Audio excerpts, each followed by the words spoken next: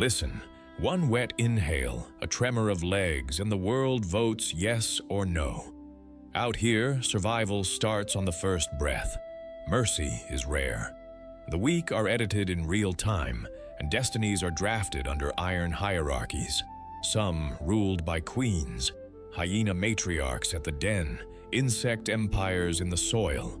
This is where nature writes fast in blood and instinct.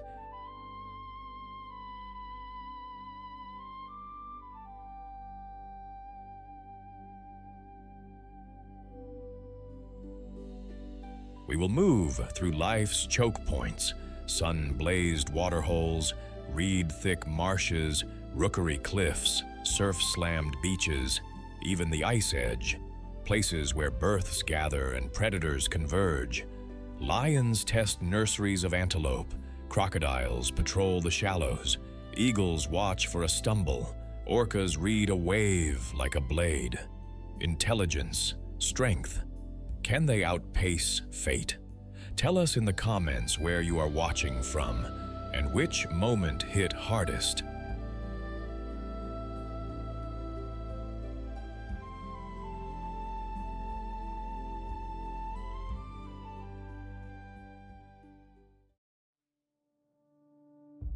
"30 seconds.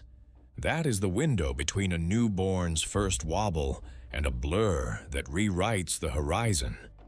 When the world's deadliest predators hunt baby animals, speed becomes a language, and the cheetah is fluent. This is the cheetah of the Serengeti, especially the open Ndutu plains at roughly 4,000 feet.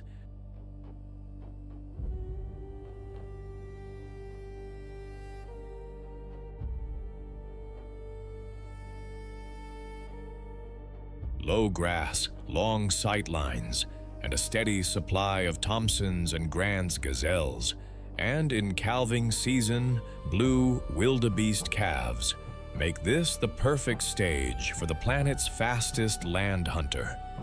Painted in gold with solid black polka dots and eyeliner-sharp tear marks, the cheetah looks like speed wearing camouflage. A small aerodynamic head and long, slim legs ride a spine that works like a leaf spring.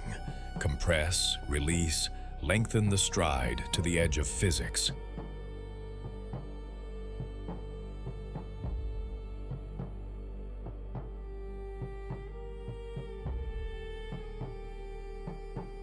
A deep chest houses an oversized heart and lungs. Wide nasal passages gulp air. Big adrenal reserves and efficient blood flow push oxygen where it counts.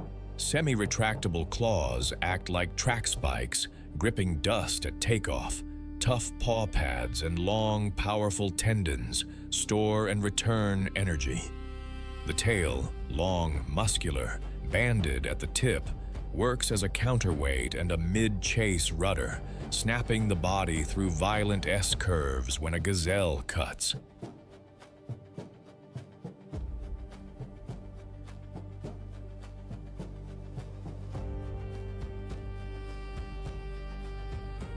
Lightweight bones trim mass for acceleration, while a flexible shoulder girdle lets the forelimbs reach like thrown spears. Even the coat helps. Spots break the outline in grass that seldom climbs past the shoulder. Built to explode, not endure, the cheetah's engine trades raw bite force and armor for launch speed and steering control.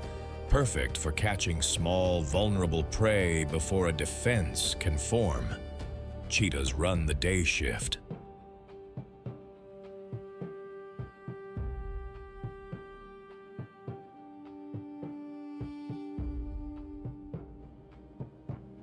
On Ndutu's short grass flats, they hunt in bright mornings and cool late afternoons, scanning from termite mounds, moving low, and using breeze and sun angles like tools.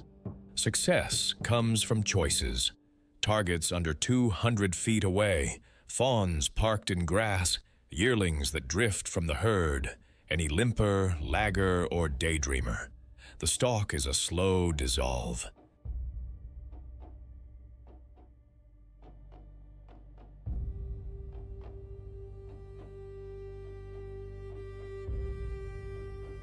Then the switch flips, 0 to 60 miles per hour in a few heartbeats, claws digging, spine whipping the stride longer than the body itself. Chases rarely pass 20 to 30 seconds. Heat and lactic acid slam the brakes. A trip, a paw hook, a throat clamp, and it is over. Hunting success hovers near 50% here, well above lions. Because the cheetah picks prey, it can finish fast. But victory comes with a timer.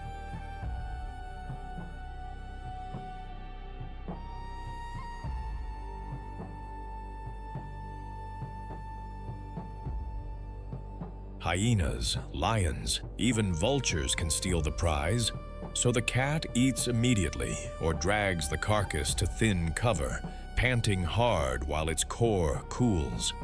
Females with cubs thread risk carefully, avoiding thick bush where ambush cats lurk and steering toward open ground where their superpower matters most. During wildebeest calving, they work the edges of chaos, testing lines for a calf that strays.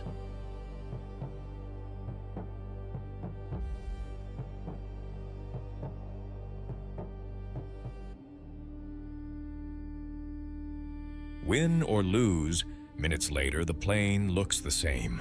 Wind, grass, and a ghost already planning the next perfect 200 feet. Cheetah society runs on solos and small teams. Females are wanderers, traveling alone across huge home ranges and only settling into dens when cubs arrive. 2 to 6 tiny mantled ghosts she hides in tall grass or brush.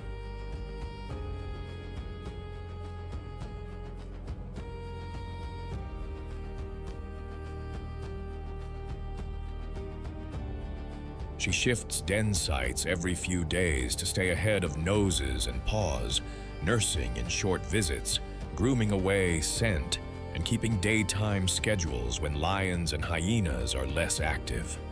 As the cubs grow, she teaches by doing. Soft chirps to rally them, stutter barks for alarm, and carefully staged chases where a tripped gazelle fawn becomes a lesson in how to finish quickly or let go fast.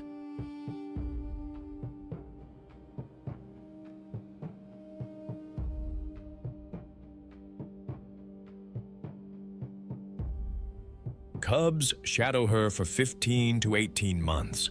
Daughters peel off to solitary lives. Sons often stick together. Males write a different script. Brothers form coalitions, 2 or 3 most often, that hold small territories along prime travel routes, marking posts with urine sprays and claw scratches and confronting rivals in loud, bluff-heavy standoffs. Coalitions hunt better and mate more, but they still practice the cheetah's rule number 1: avoid bad fights.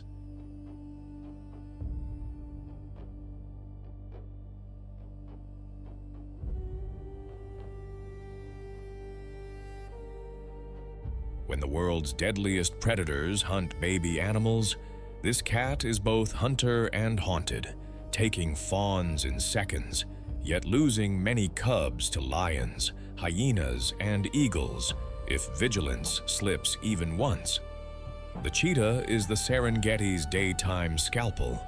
By targeting small to mid-sized herbivores, Thompson's and Grant's gazelles, and during calving blue wildebeest calves, it trims the most vulnerable, preventing booms that could strip the grasslands thin.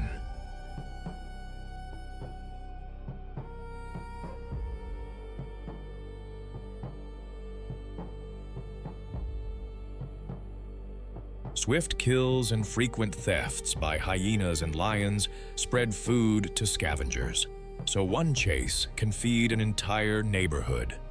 Niche partitioning keeps the peace. Cheetahs hunt mostly under a bright sun, leaving the night shift to heavier cats. Their kit suits the job: tear marks to cut glare, a high cone retina for sharp daylight vision, huge lungs and heart for 20 to 30 second sprints, and semi-retractable claws that grip like track spikes.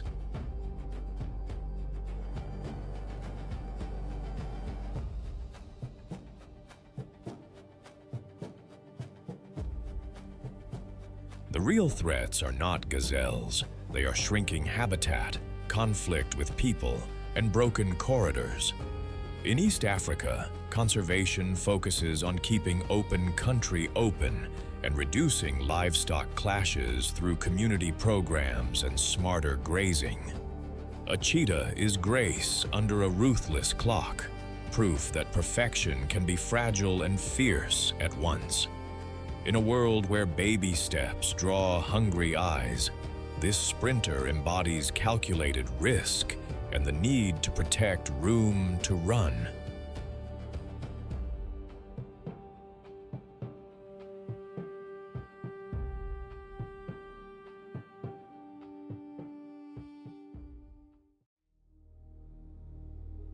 What is deadlier than teeth? Organization. When the nursery moves, wobbly legs and wide eyes, the savanna's strategist reads a stumble from 100 meters and turns patience into power. Meet the spotted hyena of East Africa's open plains and river corridors, from the Serengeti's western passage to Olduvai Gorge.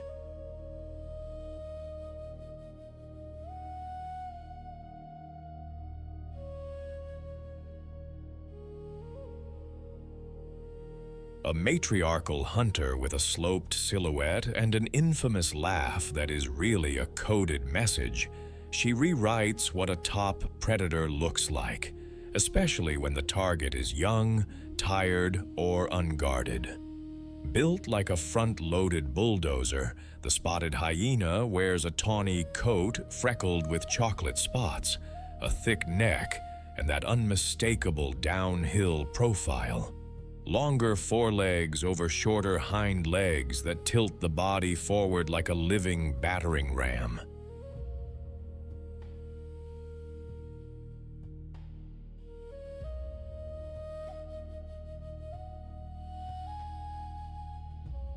Evolution stacked muscle across the shoulders and chest, feeding jaws that can crush over 1,000 pounds per square inch, enough to open bones like seed pods and turn tendons into thread. The skull is reinforced, the molars broad and brutal, the bite a toolbox for both hunting and cleanup. Skin is thick, a natural flak jacket against teeth and thorns.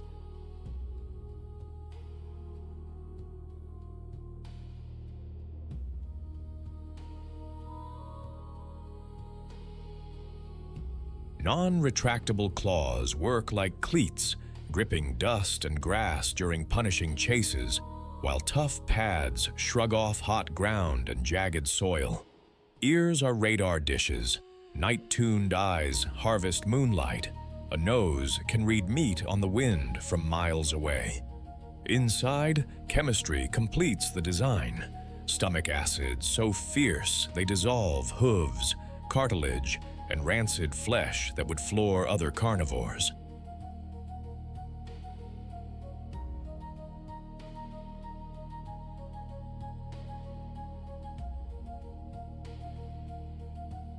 Everything about this body is purpose-built for endurance, steady speed, tight turning, and fuel efficiency.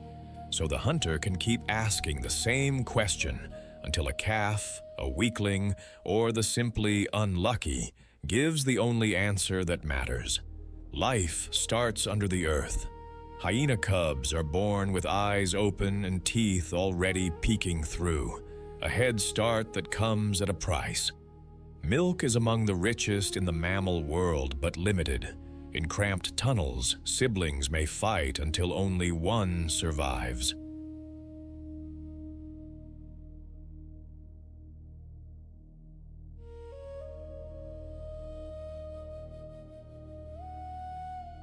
It is not malice, it is triage. For weeks they remain den-bound, growing in the half-dark. By 2 to 3 months, they emerge into the clan, where play is not cute but curriculum, short sprints, mock ambushes, and endless watching of the veterans. Most action happens after dusk. Spotted hyenas do not gamble on single strikes, they run plays. A scout group probes a herd, reading the language of legs.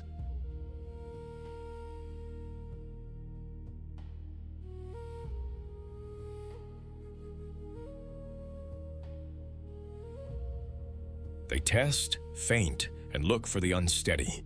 Newborn wildebeest tucked behind the wave of bodies, an impala fawn a step out of position, a zebra foal lagging in mud. When the weakness shows, formation clicks into place. Some drive from the rear, others slice across flanks, still others block the exit. The goal is not glamour, it is attrition. Hyenas win by miles, not meters, wearing prey down until a mistake writes the ending.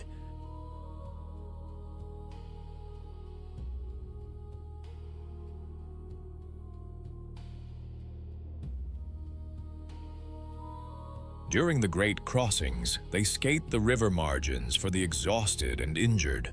At dry season waterholes, they calculate around lions and crocodiles, stealing when smart, fighting when numbers say yes. Communication is constant, glances, tail flags, posture, and that famous laugh can broadcast stress, status, and identity, even reshuffling roles mid-chase. Between hunts, they patrol huge ranges, scent mark paths, and clean the battlefield, erasing carcasses that would breed disease.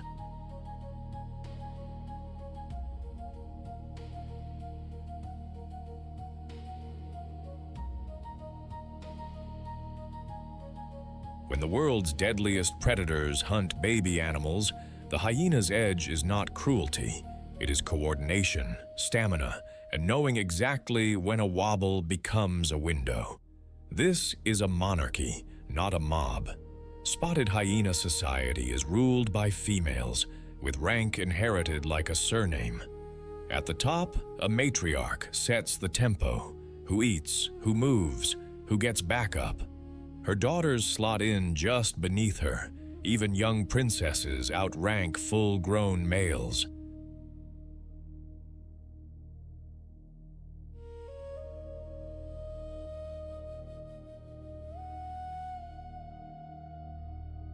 Down the ladder, the offspring of low-status females hustle for every mouthful. Males, meanwhile, live on probation. When they mature, they leave home, approach a new clan with bowed heads and soft whoops, and wait, sometimes for months, for permission to stay at the very bottom. The den writes the first chapters in hard ink. Milk is rocket fuel, but limited. Sibling rivalry can turn lethal, a grim filter that forces strength early. Once above ground, lessons arrive fast.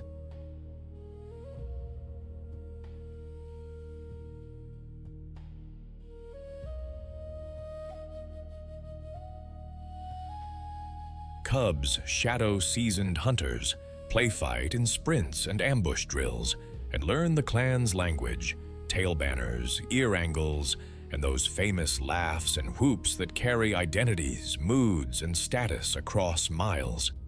In clashes with lions, order wins the day. No hero charges, just coordinated pressure until the numbers tip. In hunts, the same. Flankers, blockers, closers. Each hyena a moving piece in a living playbook. Hyenas are the savanna's regulators and recyclers.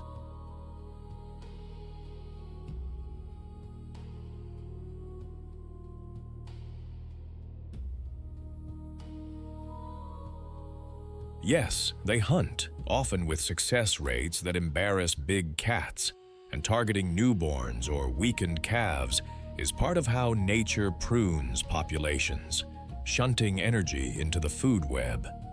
But their superpower is cleanup. With bone-crushing jaws and acid-strong stomachs, They vaporize carcasses other predators cannot stomach, hooves, cartilage, rot, and all, short-circuiting outbreaks of disease and returning nutrients to the soil.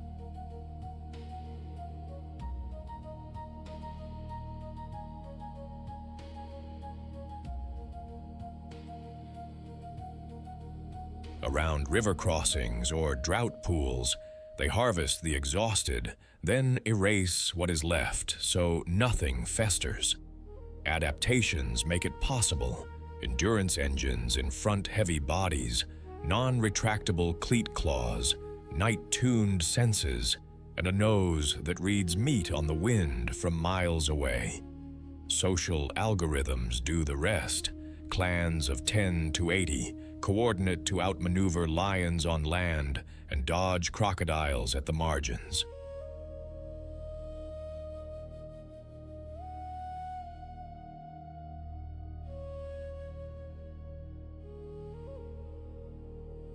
Their true threats are myth and squeeze, persecution, poisoning, and shrinking habitat. Protect the corridors, and the night's sanitation crew keeps the whole system breathing. Miscast as villains, spotted hyenas are actually the savanna's strategists, proof that deadly can be disciplined, necessary, and astonishingly intelligent.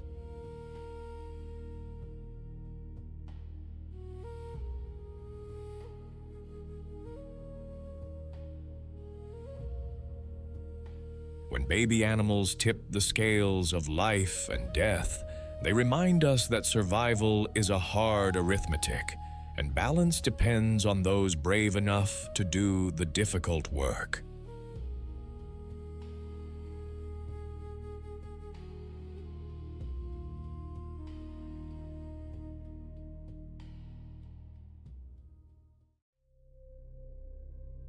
On a savanna where baby steps sound like dinner bells, the tallest mothers on Earth answer with altitude and a pendulum kick that can stop a lion mid-leap. Meet the Maasai giraffe of Tanzania and Kenya, from the Serengeti's rolling grasslands to the Ngorongoro Olduvai Gorge. Standing up to nearly 20 feet with vine-dark patches and sky-high eyes, it turns height into an early warning system, while an 18-inch tongue turns thorn trees into salad bars.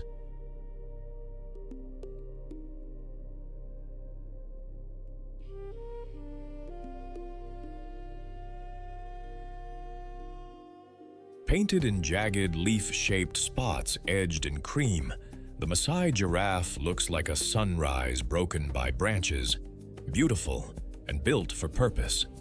A long, elastic neck rides a reinforced spine and a thick nuchal ligament, holding a head crowned with skin-covered horns called ossicones.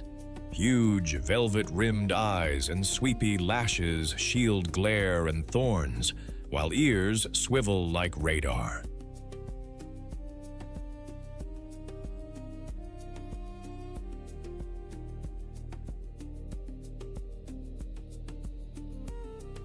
The mouth is a miracle of armor, a tough, prehensile tongue, darkly pigmented to resist sunburn, and leather-thick lips slide past acacia spines to pluck tender leaves. Below, stilt-long legs end in dinner-plate hooves that bite dusty ground and deliver fight-stopping kicks. Inside, a power heart and pressure valve vessels keep blood from surging the brain when the head dips to drink. When predators lurk at waterholes, that plumbing buys precious seconds.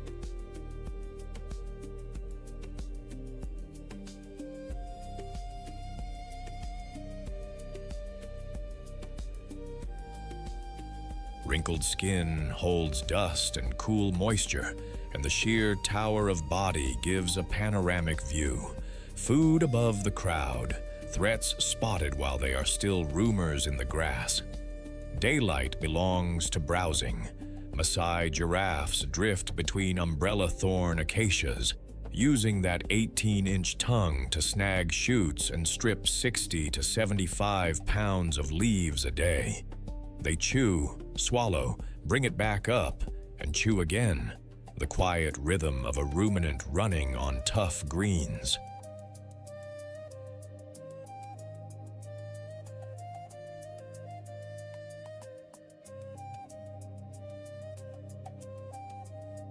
In the heat, they loaf in light shade, legs locked, eyes dozing while jaws keep working. Water is optional. Moisture in leaves carries them for days, though in the Olduvai dry months they will visit a stream, legs splayed, head down, a vulnerable posture everyone knows. That is why vigilance is a team sport. One scans while others drink, then they rotate.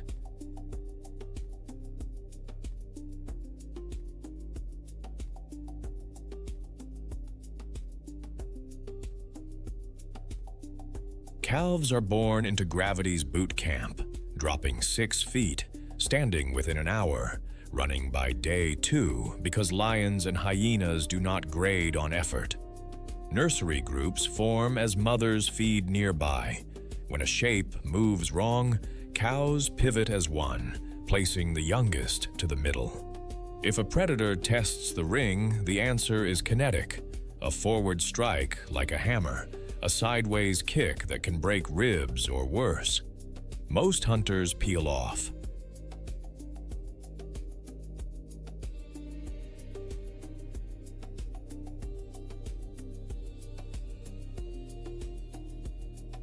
The ones that do not learn why the tallest herbivore is still nobody's easy meal.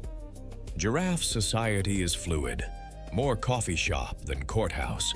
Females and calves drift in loose fission-fusion groups that swell and shrink through the day, sharing shade trees and watch duty. New mothers often park their youngsters in nursery creches, where 1 or 2 vigilant cows babysit while the others browse nearby, returning in cycles to nurse.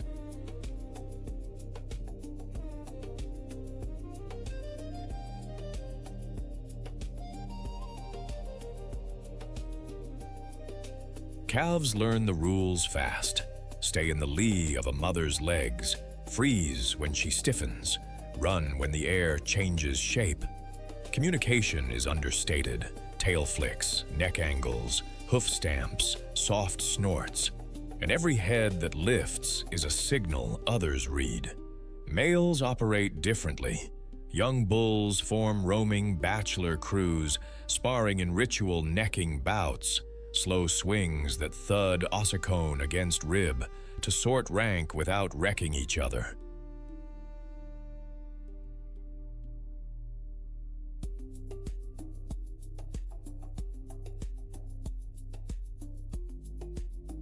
The strongest take wider circuits, looking for receptive females. The rest keep practicing until one day the pendulum swings in their favor. When the world's deadliest predators hunt baby animals, these gentle routines harden. Cows pivot into a loose ring with calves tucked inside, eyes wide, legs set.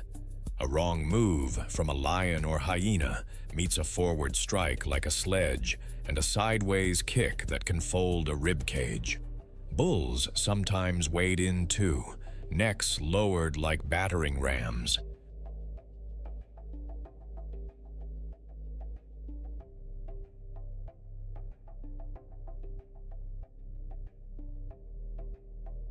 Most hunters do the math and peel off. The risk is not worth the meal. The Maasai giraffe is a landscaper in slow motion. By browsing high foliage, especially umbrella thorn acacia, they keep shrub canopies in check, letting light reach the grasses that feed zebras, wildebeest, and gazelles. Each mouthful is a vote for open savanna over closed thicket. Seeds hitch rides on fur or pass through the gut, landing in nutrient-rich dung that improves soil structure and jump-starts germination.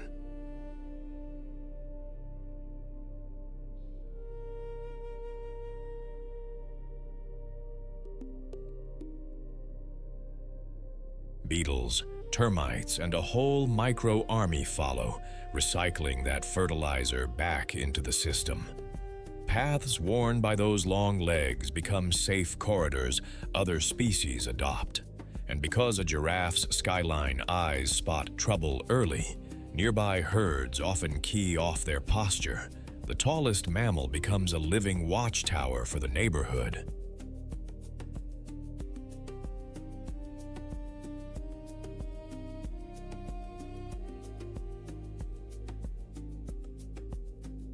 Adaptations make this stewardship possible even in hard years.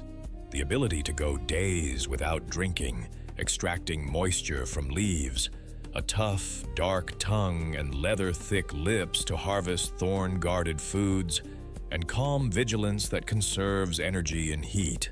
But their future is not guaranteed. Numbers have fallen from habitat loss to farms, the push of climate change and poaching.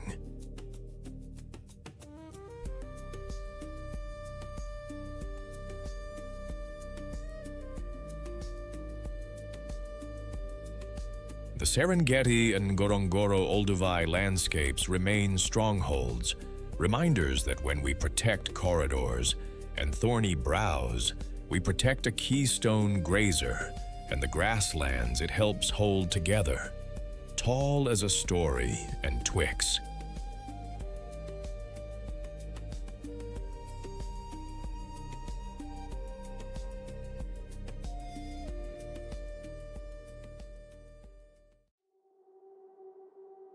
How do you raise a newborn where every shadow has teeth? With nerves like wire, a decoy plan in the grass, and legs that learn the meaning of 50 miles per hour before they learn safe. This is the Grant's gazelle of the Serengeti and Olduvai Gorge, compact, agile, and tuned to the heartbeat of semi-arid plains. When the world's deadliest predators hunt baby animals, this antelope answers with stealth, speed, and a herd that thinks in angles.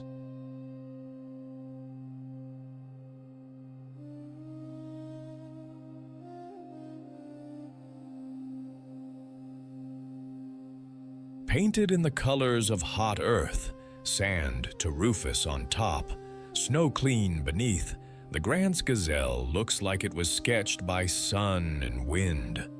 A bright white rump patch flashes like a signal flag when danger stirs the grass, and bold facial markings cut clean lines along the muzzle and eyes. Lyre-shaped horns, 12 to 14 inches in most females, and longer, thicker in males, rise in elegant curves, ringed for grip in the shoving matches of adulthood.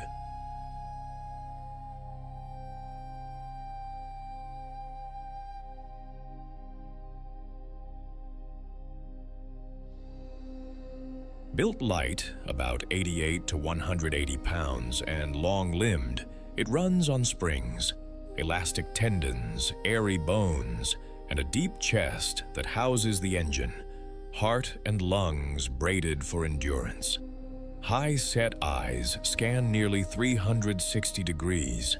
Radar-keen ears pivot to collect the whisper of paws or wing. Hooves are narrow and hard, made for speed over baked soil and gravelly pans.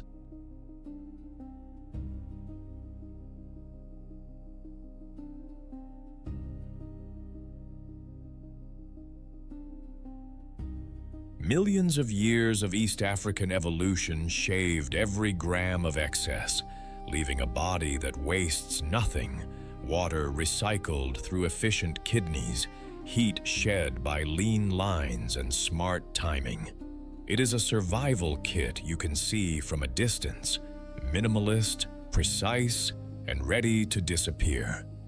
Grant's gazelles live by the clock and the horizon.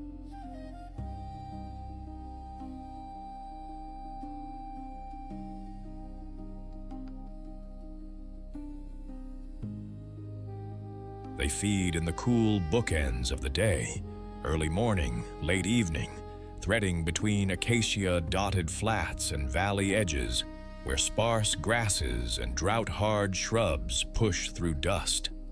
In Olduvai, they gather in flexible herds of 10 to 30, splitting and rejoining as food shifts. Diet is pragmatic: green blades when rains visit, dry, tough plants when the world goes brown.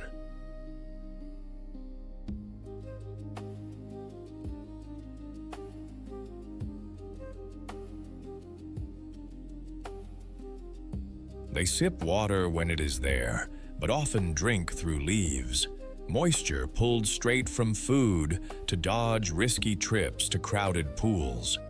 Calving is a lesson in stealth.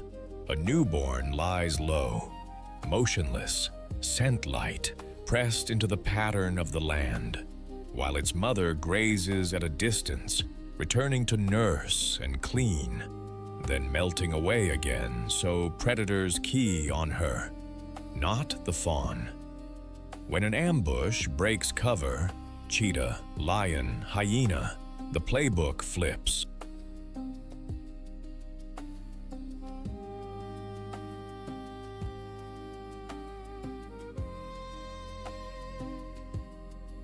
Adults bunch and face out, then the herd detonates in a blur.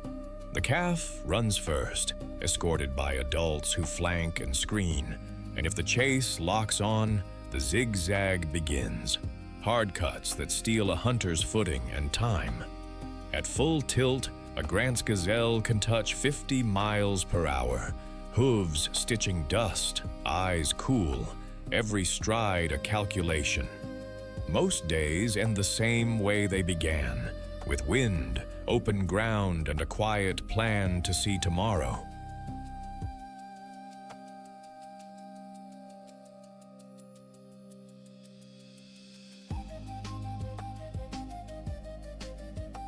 Grant's gazelles run a flexible society, fission-fusion herds that swell and thin with food and risk. Typical groups number 10 to 30, a moving quilt of females with young, escorted at a distance by territorial males or shadowed by bachelor bands. When rains green the plains, prime patches become real estate.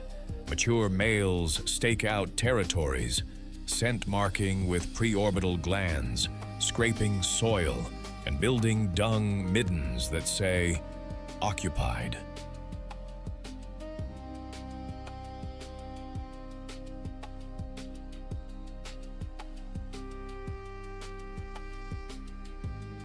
Challenges are formal: stiff leg walks, head tosses, then lyre horn sparring that tests balance and stamina more than brute force. Females drift through these claim checks, voting with their hooves for the safest grass and the clearest lines of escape. Motherhood is stealth. Newborns lie out, flat, scent light, invisible until they are strong enough to keep up.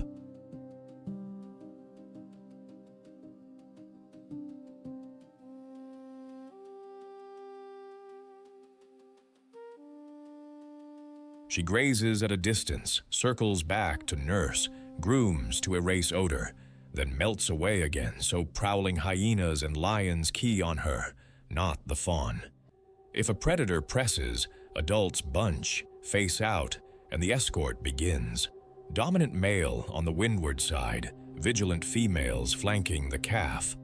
Alarm snorts snap across the group. The white rump flashes a visual siren. One beat later, the whole unit writes its answer in dust and angles. Grant's gazelles are grassland editors.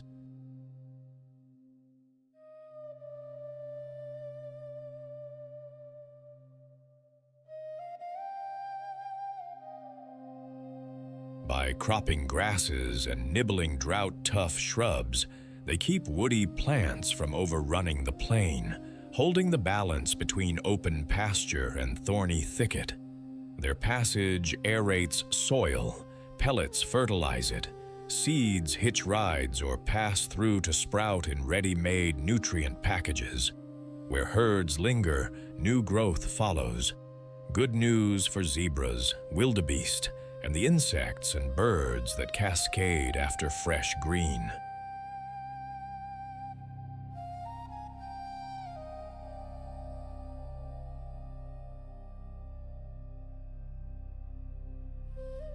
They are also a keystone prey base, channeling sunlight up the food web to cheetahs, lions, leopards, and hyenas, especially when calves boom after the rains.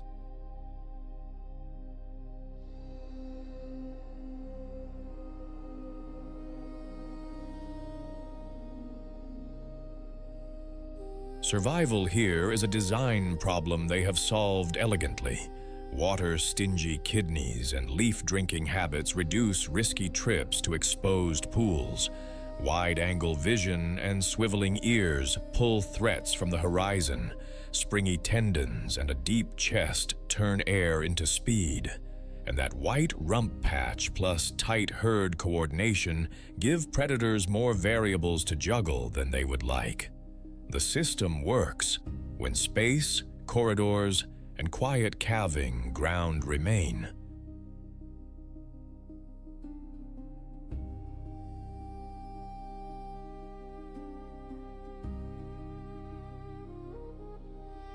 Built for open country and hard decisions, Grant's gazelles are a symbol of composure under pressure, reminding us that in a world where baby steps attract hunters, vigilance, teamwork, and clean horizons can turn fear into another sunrise.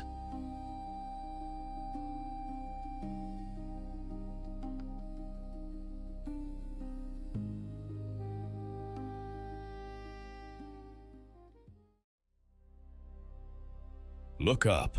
Those tiny black commas circling the blue aren't waiting for drama, they're reading it.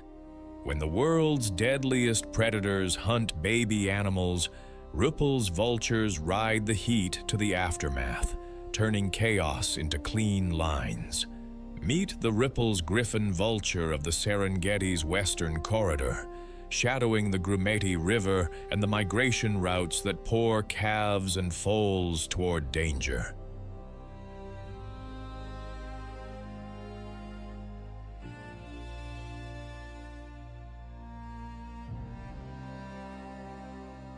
Highest flying bird on record, about 37,000 feet. This old-world vulture is the sky's quiet first responder when a crossing goes bad. Nature built a long-distance recycler.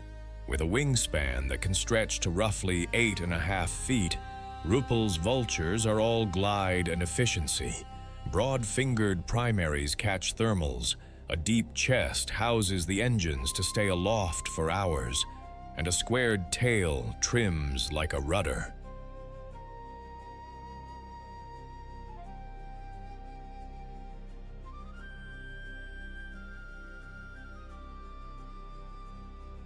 The plumage looks like storm clouds stitched with light, chocolate and slate mottling on the back, paler panels on the wings, a creamy ruff at the neck's base. The head and much of the neck are bare, a sanitary design that slips into carcasses without matting feathers. Up front, a heavy, hooked beak rips tough hide. Behind it, a capacious crop stashes meals for the road.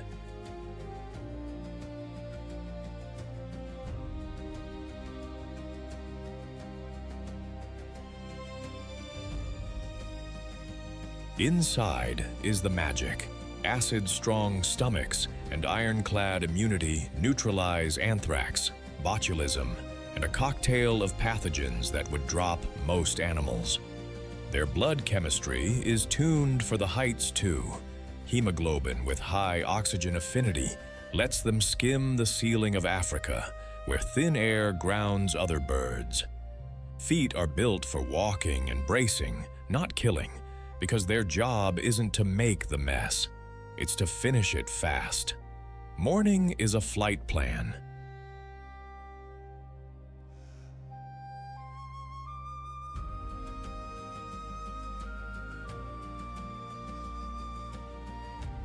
As the sun warms the plains, Ruppel's vultures spiral up on thermals, scanning miles of grass and ribboned water.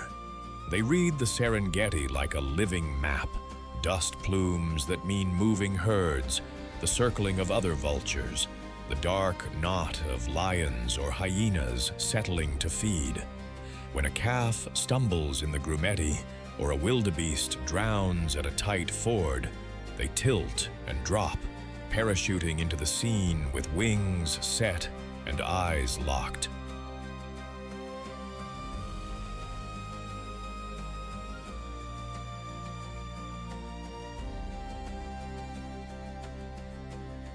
Etiquette is brisk. A few bold birds probe first, then the flock surges in. Mantling wings, hissing, and short shoves establish order, and the work begins.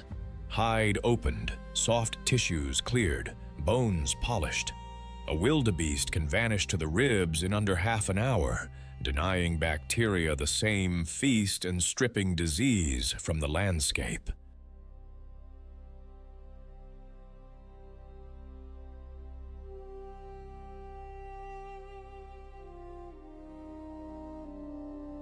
They'll also snap up after birth, trailing a herd, or the stillborn losses of a hard night.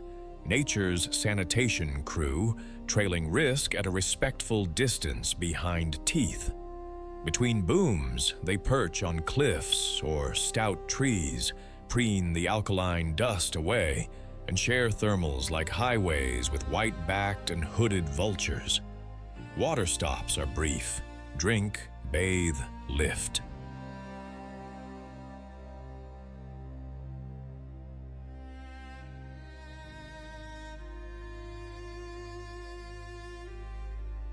On the breeding cliffs, far from the rush, a single egg sits on a ledge, and parents trade shifts, feeding the chick by careful regurgitation. But when the season turns and the crossings roar, daily life collapses into a simple rhythm.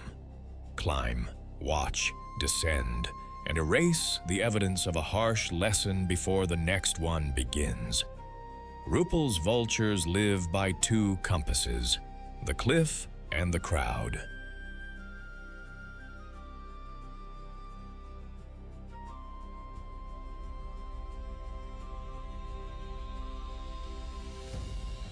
Pairs form long-term bonds on sheer breeding cliffs far from the rush, laying a single egg and sharing everything: incubation, guard duty, and months of careful throat-deep feedings by regurgitation until the chick can launch. At dawn, they leave as a community, spiraling into kettles that read the Serengeti's thermals like highways. Information flows in the air. One bird, dropping with purpose, pulls others into a widening spiral over the grumeti. On the ground, the etiquette is elbows.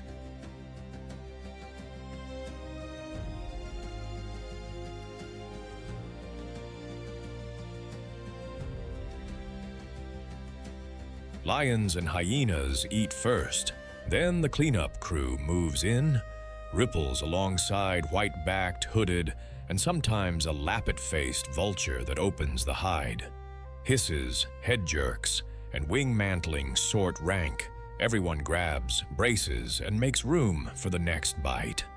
Along sandy banks and calm water pockets where failed crossings pile up, they work shoulder to shoulder with marabou storks, keeping a wary eye for a late returning predator.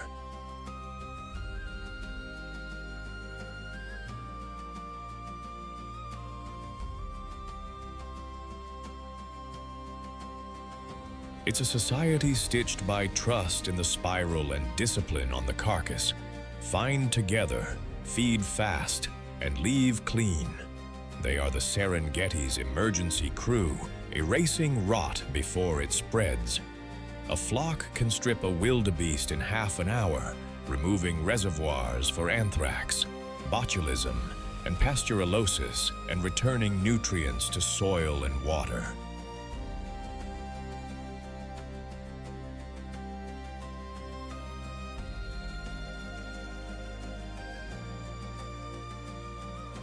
High-efficiency flight, 8.5-foot wings, thermal soaring, and hemoglobin tuned for thin air lets them scan tens of miles with minimal effort, while acid-strong stomachs and heat-tolerant microbes neutralize toxins most animals can't touch.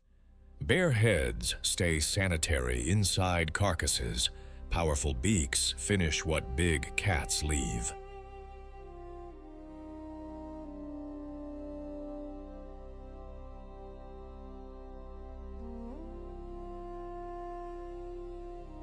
In the western corridor, they track carcass pulses along the Grumeti's bends, turning mass drownings into recycled energy for grass, insects, fish, and, eventually, the herds again.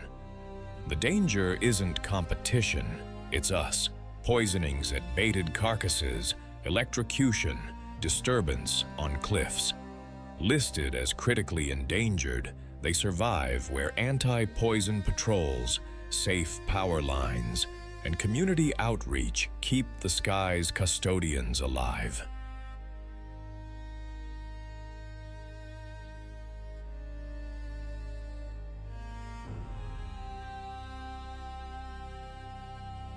When the deadliest hunters take their toll, often the young, the Rupel's vulture arrives not as a villain, but as mercy with wings, closing wounds in the landscape before they infect the future.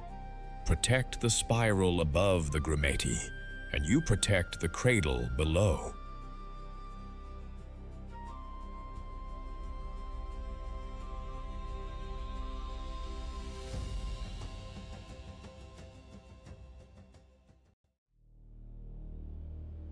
The river is quiet until it bites. When the world's deadliest predators hunt baby animals, the Nile crocodile turns a calf's first swim into a final exam with no retakes. Meet the Nile crocodile of the Serengeti's western corridor, especially the Grumeti River, a slow, dark ribbon that swells with the rains. When wildebeest and zebra herds pile in, calves at their mother's knees, this ancient ambusher takes its place beneath the surface. Think submarine in scales.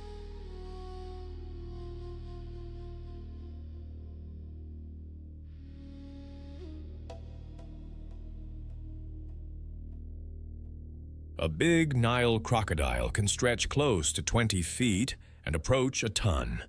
Olive-brown armor studded with bony scutes that shrug off hooves and teeth. Eyes and nostrils sit on top like periscopes, so the body disappears while the sensors stay above water. A third eyelid, the nictitating membrane, slides over the eye like a swim goggle, and a clever palatal valve blocks the throat, letting the croc clamp down underwater without drowning.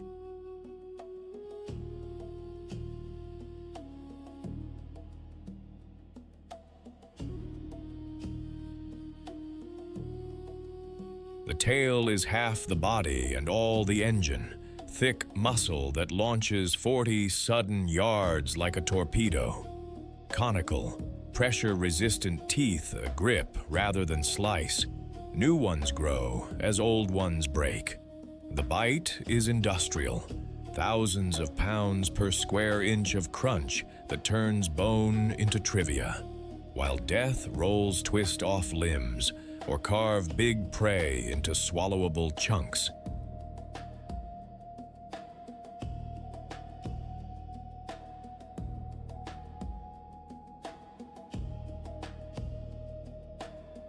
Heat management is simple and effective. Bask like a solar panel, gape to vent, then slip back into a thermally stable river that keeps the muscles primed for ambush. With slow metabolism and ample fat stores, this reptile can coast for weeks, months even, between big wins. Patience does the hunting. Crocodiles stake out bends, eddies, and narrow crossings along the Grumeti, settling into mud with only eyes and nostrils showing.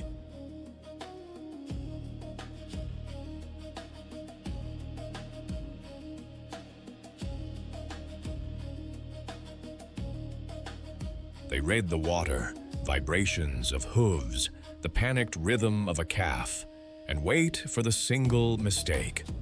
The strike is pure physics, a surge, a snap, a dragging turn that yanks prey off balance and under.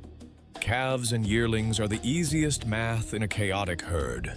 One misstep, one mother separated by current, and the river decides. A throat clamp finishes the small. Larger animals meet the roll, spins that dismember or drown with merciless efficiency.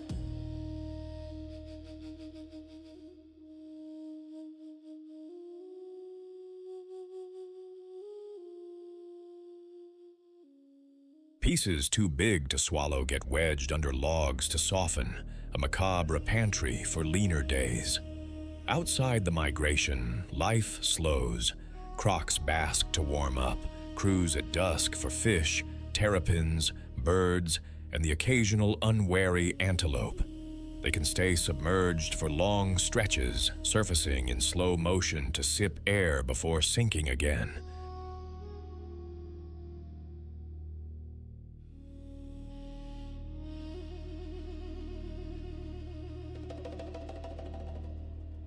Females bank nests of sand and vegetation above floodline, guard them like vaults, and ferry squeaking hatchlings to the water in a mouth that can crush a buffalo, but holds a baby like glass.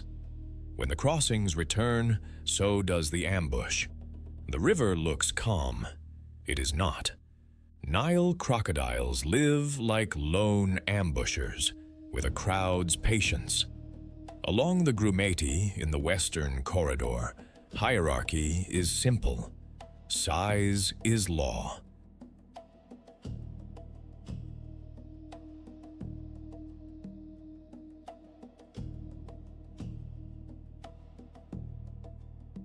The biggest males claim the best eddies at crossing points and the choicest cuts on a carcass. Smaller adults and subadults hang back, snatching scraps or waiting their turn. Social talk is bass and bubbles, deep bellows that shiver the water, head slaps, and humming vibrations that stake out space, especially in breeding season. Courtship happens in the shallows, pairs circle, touch jaws, and slide side by side before mating in the water. Motherhood is where the armor softens.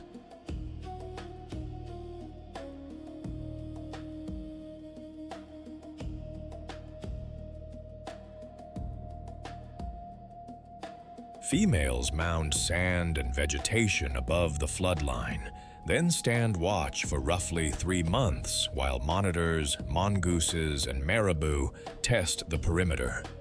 At hatching, the nest erupts with peeps. She excavates the chamber and ferries the young to the river in a mouth that could snap bone, but cradles neonates like porcelain. Hatchlings often gather in creches guarded by 1 or more adults, a living nursery in the reeds.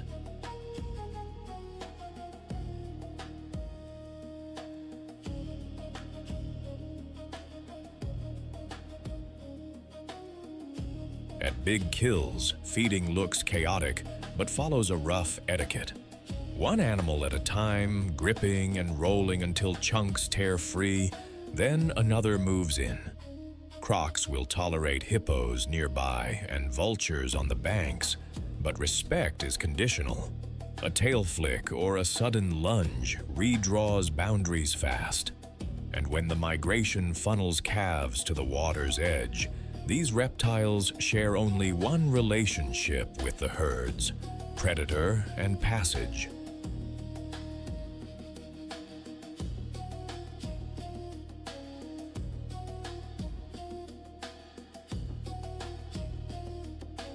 As apex auditors of the river, Nile crocodiles shape who crosses, where, and at what cost. By taking the unwary, the weak, and, during the crossings, the smallest calves, they cull surges in herbivore numbers and push herds to safer fords, preventing destructive overgrazing along fragile banks. Their kills and natural deaths fuel an entire cleanup crew: catfish, terrapins, marabou storks, vultures, hyenas, moving energy from the plains back into the water.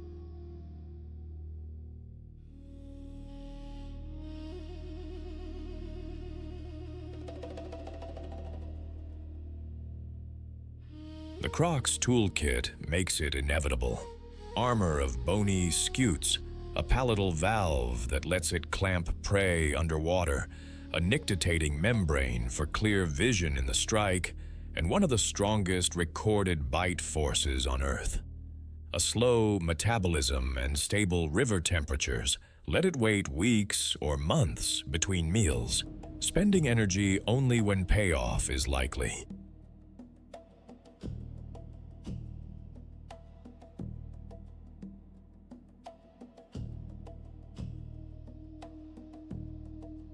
In heavy migration years, thousands of wildebeest and zebra perish in the crossings, while the majority still make it through, an annual pulse that the crocodiles both trigger and tidy.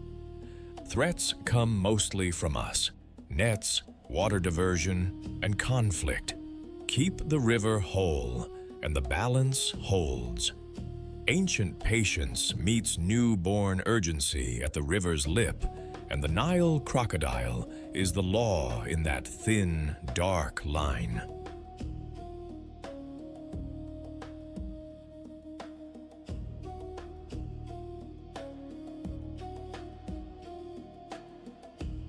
It reminds us that in a world where baby steps can summon teeth, power is oldest when it is quiet, and survival belongs to those who read the water first.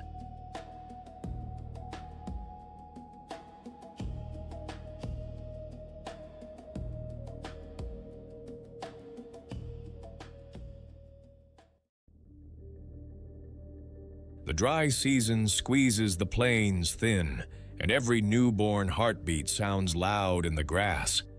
When the world's deadliest predators tune in, this little antelope answers with silence, camouflage, and a takeoff speed that turns panic into geometry. Meet the Thompson's gazelle of the Serengeti Olduvai Flats, a lightweight sprinter with a bold black side stripe and a white rump that flashes warning across the herd.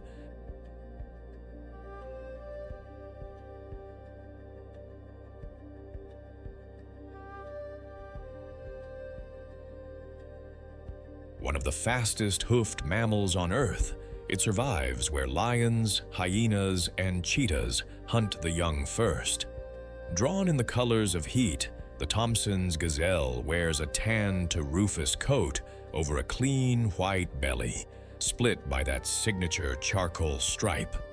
Adults stand around 2 feet at the shoulder and weigh roughly 35 to 64 pounds. Minimalist design with maximum output.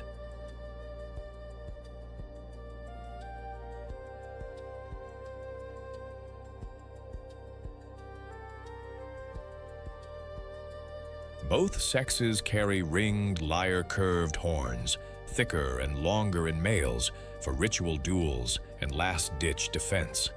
Long, springy legs, elastic tendons, and a deep chest housing high-octane lungs, and heart fuel bursts up to 50 miles per hour, with enough agility to carve hard angles mid-stride. Narrow hooves bite baked soil.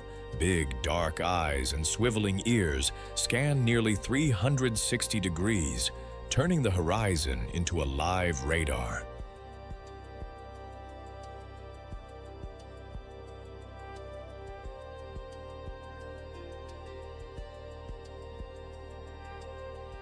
The white rump patch doubles as a signal flag when danger stirs.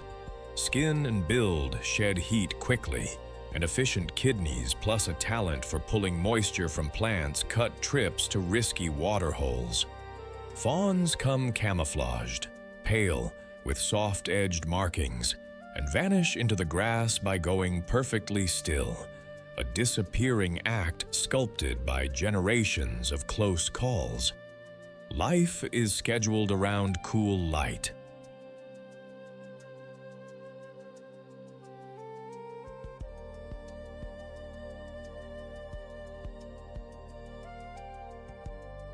Thomson's gazelles feed at dawn and dusk on short, high-nutrition grasses, switching to dry blades and low shrubs when the world turns brittle. They drink when it is safe, but often live off the water locked inside leaves. Typical groups run 10 to 50 strong, fission-fusion bands that flex with grazing and danger. As the dry season tightens, they swell into larger herds and shadow the migrations of wildebeest and zebras, gaining safety in numbers and extra eyes.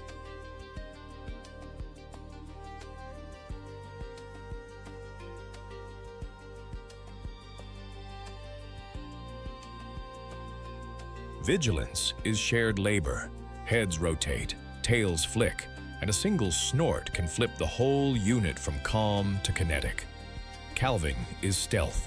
A mother parks her fawn in the grass, nurses, grooms away scent, then drifts off to graze so prowling cats and hyenas key on her, not the baby.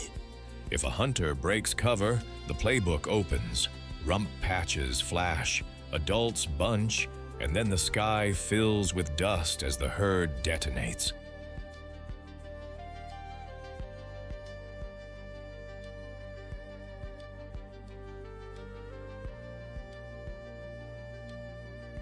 The calf runs first, flanked by escorts. Everyone else throws sharp zigzags that tangle a cheetah's line and burn its short fuel. Sometimes they add stotting, high, stiff-legged bounds that say, "Wrong target." On most evenings, the grass closes, the wind cools, and a small survivor breathes into tomorrow. Thomson's gazelles live by the rule of many eyes.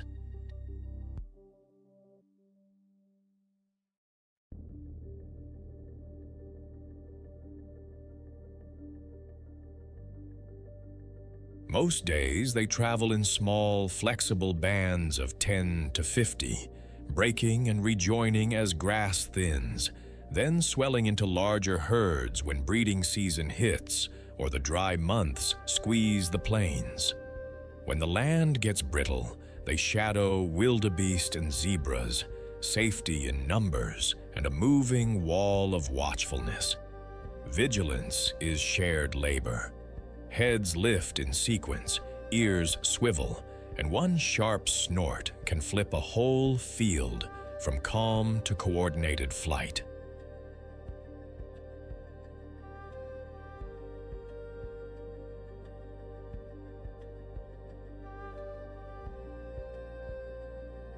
Territorial males pace the best patches, leaving scent marks and dung posts like occupied signs, while bachelor groups ghost the edges and practice horn etiquette. Motherhood is stealth and timing. A fawn is parked low in the grass, nearly scentless and still, while the doe grazes at a distance and slips back to nurse on a tight schedule. If danger rises, lion, hyena, or a cheetah running on rocket fuel, the herd closes ranks.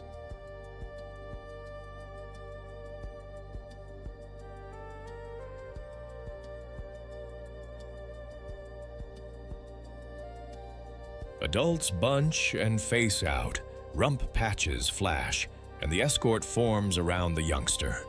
Then comes the geometry. Zigzags, hard cuts, and decoy sprints that force a predator to burn its short fuse while the smallest legs buy tomorrow.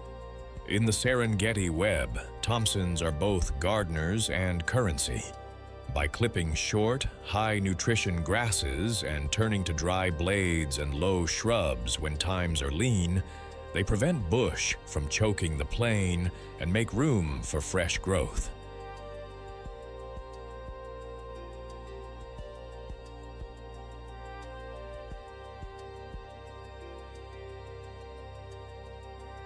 Their passage stirs the topsoil, their pellets feed it, micro-fertilizer that jump-starts new shoots for everyone from zebras to insects. And they are a cornerstone prey species, converting sunlit grass into energy that powers lions, hyenas, and cheetahs, especially during the calving pulse when young are most at risk. Their survival kit is tuned to a harsh brief, a light, efficient body, long elastic legs, and lungs and heart built for high-octane sprints up to 50 miles per hour.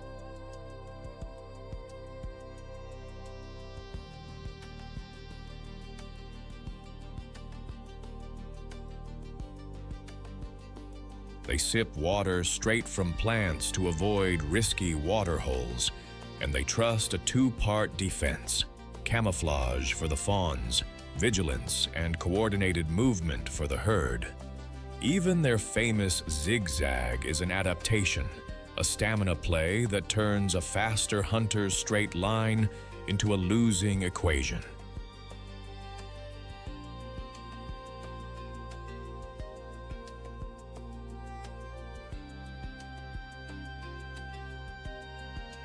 Small, quick, and composed under pressure, the Thompson's gazelle is a reminder that in a world where baby steps attract the fiercest eyes, community, timing, and clean horizons can turn fear into another sunrise. They embody the spirit of agile resilience, light on the land, vital to its balance.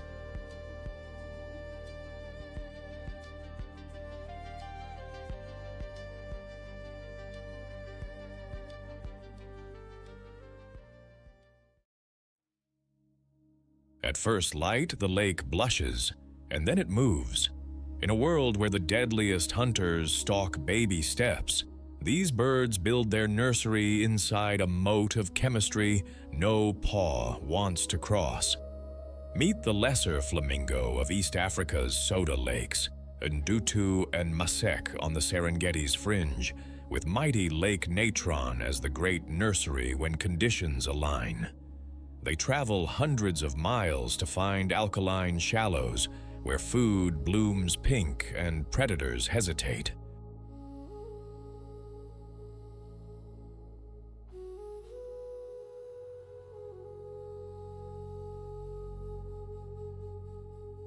The lesser flamingo is elegance rewritten by minerals. Smaller than its greater cousin, it wears a blush that deepens with dinner. Carotenoids from cyanobacteria, often called spirulina, tinting white feathers into watercolor pinks. A long S-curved neck and stilt-length legs lift the body clear of caustic brine, while broad webbed feet spread weight over mud that would swallow a hoof. The bill is the magic trick, deep-keeled, sharply downturned, lined with fine lamellae that act like sieves.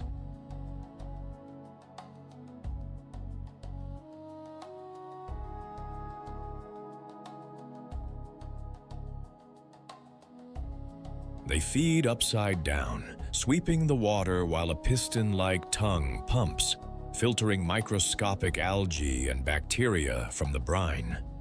Above the eyes sit powerhouse salt glands that weep excess salt like tiny desalinization plants, turning a toxic soup into a safe meal.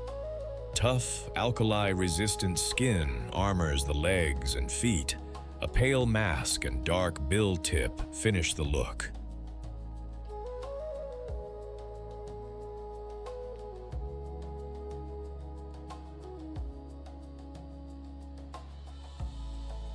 When water falls just right on Ndutu's flats, they sculpt conical mud nests, little volcanoes tall enough to keep a single chalk-white egg above floods and scorching ground.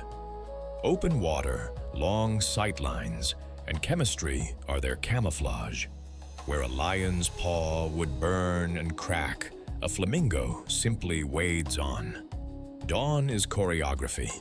Thousands drift into shallow pans, heads flip upside down, and a soft vacuuming hush spreads as they scythe the water.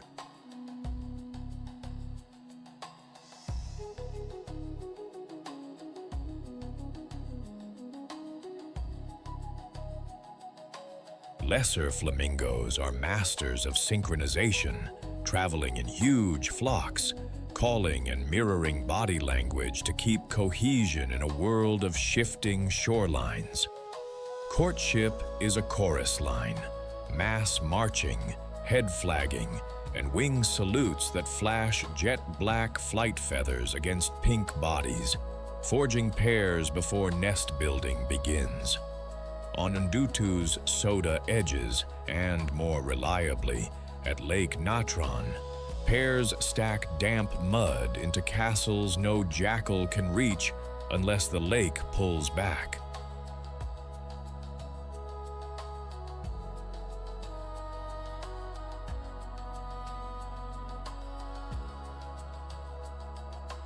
Both parents incubate for about 4 weeks. Chicks hatch gray and straight-billed, fed a rich red crop milk from both adults. Within days, they join creches, nursery mobs of thousands guarded by a rotating picket of adults. Each parent knows their chick by voice in this pink kindergarten, threading through the crowd at feeding times like a GPS ping. Predators haunt the margins, marabou storks, jackals, hyenas, but high salinity and knee-deep gluey mud keep most teeth at bay.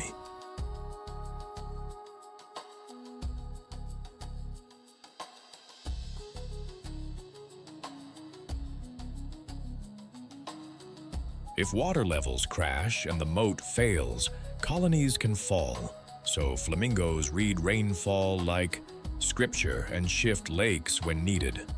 While lions and hyenas work the plains for foals and calves, out here chemistry and community keep the tiniest flamingos standing.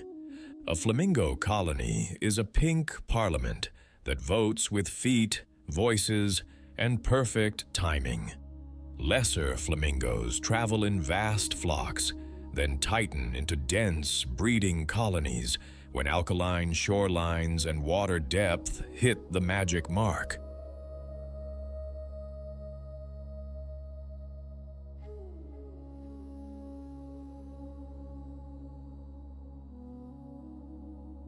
Courtship begins as a mass performance, head flagging, wing salutes, and synchronized marching, until pairs click and start stacking mud into knee-high cones.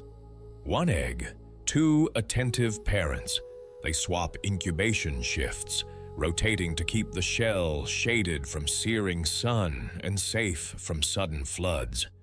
Chicks hatch gray and soft-billed, and for a few days ride high on a parent's feet, fed rich red crop milk.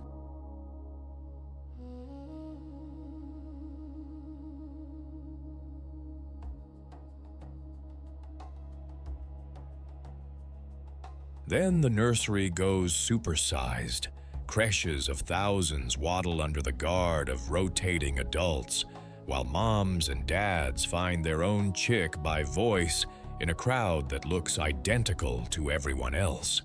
Predators haunt the edges, marabou storks, jackals, hyenas, but the colony's best defense is location and scale. A caustic moat of soda water that burns paws, long sight lines, and a chorus that spots danger early.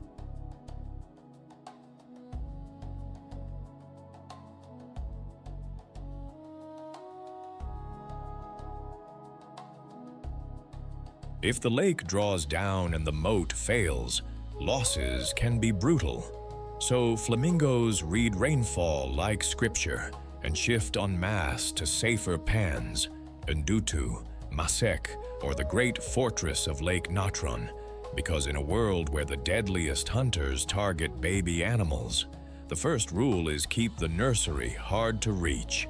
Lesser flamingos are the Soda Lake's cleanup crew and color wheel.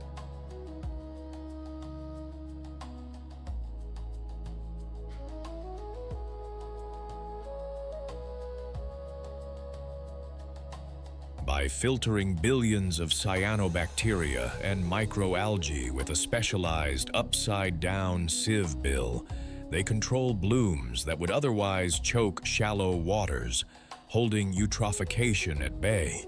Their constant scything stirs nutrients, their guano fertilizes mudflats, and their movements shuttle energy from lake to land as jackals, raptors, and scavengers cash in on natural losses.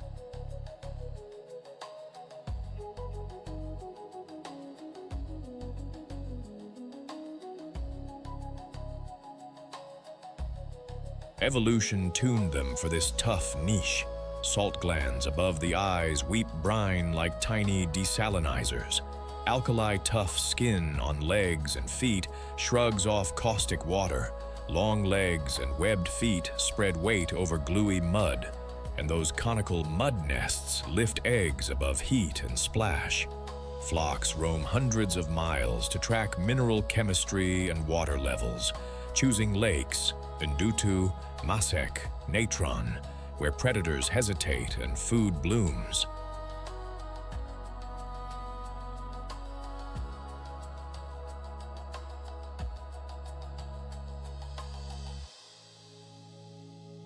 The real threats are not talons but taps, altered inflows, disturbance at breeding sites, and changing climate that scrambles the delicate recipe of depth, wind, and salt.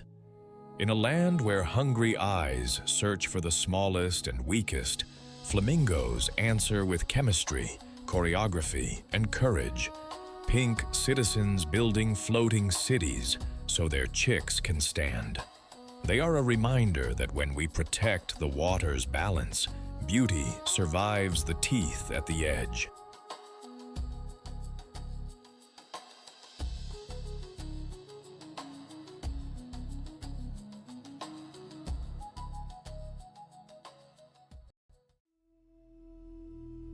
When predators go shopping for the smallest hooves, the savanna rolls out an optical illusion. Black and white turns into moving static, and a foal gets one more heartbeat to learn the meaning of run. Meet the plains zebra of the southeastern Serengeti and Ndutu, where rains flip the short grass electric green, and as many as 200,000 stripes flow across the flats.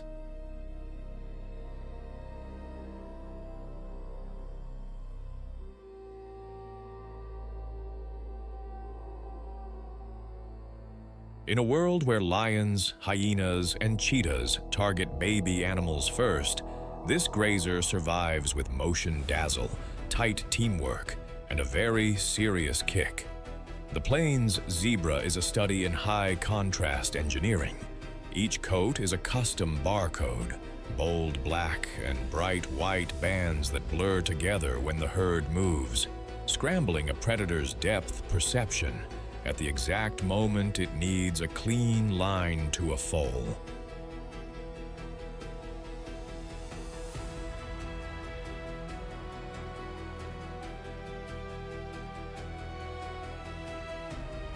Those stripes also make life harder for biting flies, who struggle to land on striped air, reducing disease and irritation.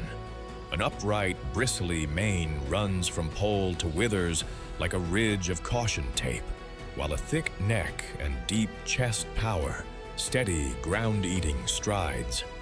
Eyes sit wide for near panoramic vision.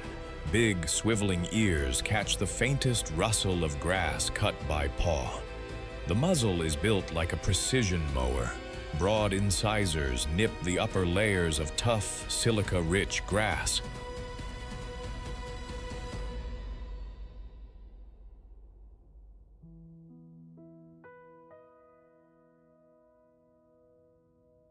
Under the hood, a hindgut fermenter's engine turns bulk into energy quickly, perfect for short grass plains around 4,000 feet, where food is constant but coarse. Hard, narrow hooves grip baked soil and seasonally slick pans.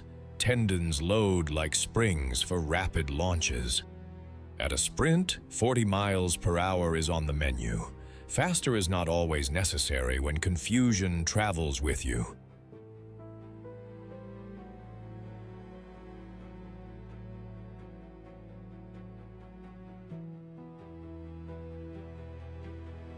Ndutu is the wet season stage, November through May, when about 20 inches of rain nurse the grass back and the zebra lines appear. Orderly, nose-to-tail columns cutting across the plain. Daily life runs on light and wind, grazing in the cool morning and late afternoon, loafing at midday, rolling in dust to shed parasites and lay on a little striped sunscreen.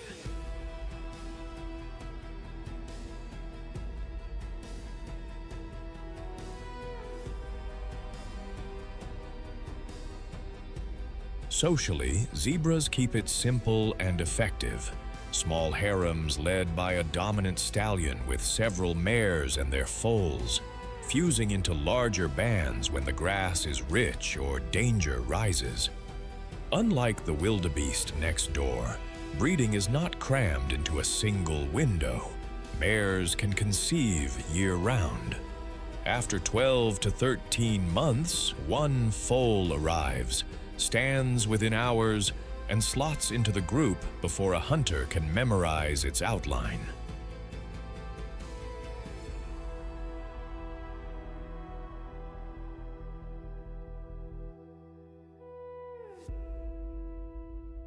When the world's deadliest predators test the herd, the choreography flips.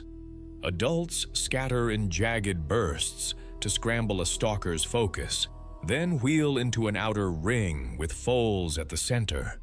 Alarm barks snap the air. A stallion charges, biting and double-kicking like a sledge with hooves. At water or on the move, zebras and wildebeest work a quiet pact. Zebras scout fresh grass, wildebeest read the water, and together their numbers turn a kill zone into a moving, living maze.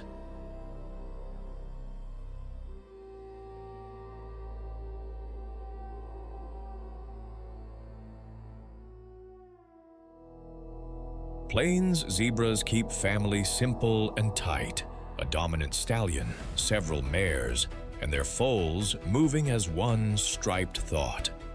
Mares form the backbone, long-term bonds cemented by mutual grooming and travel side-by-side habits, while the stallion rides the edges, reading wind and trouble.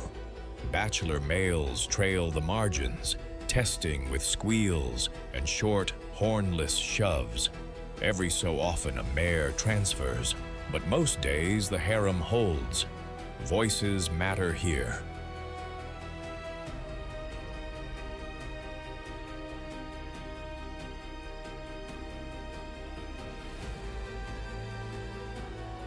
Mothers and foals lock on to each other's calls and scent within hours, a private radio channel that cuts through dust and panic.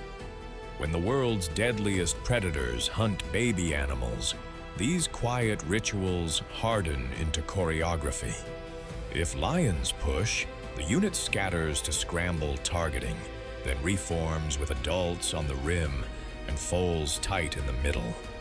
The stallion charges, ears flat, teeth bared, double kicks like a sledge, while mares screen, wheel, and shepherd their young back into the flow.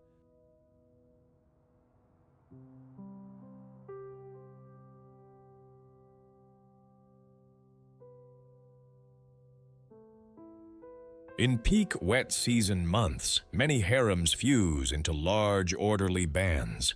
200,000 stripes on the move at Ndutu, multiplying eyes, warnings, and the odds that a small life makes it to dusk. Zebras are lawn managers with a migration map. At roughly 4,000 feet on the short grass plains of Ndutu, they clip the upper, tougher layer of grass, opening the buffet for gazelles to nip the fresh green beneath.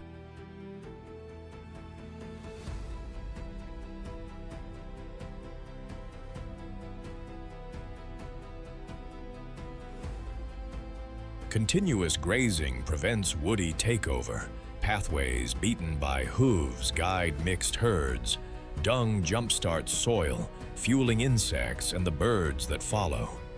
Rain from November to May, about 20 inches, pulls some 200,000 zebras here to feed and breed, and their presence resets the system into a stable, productive loop.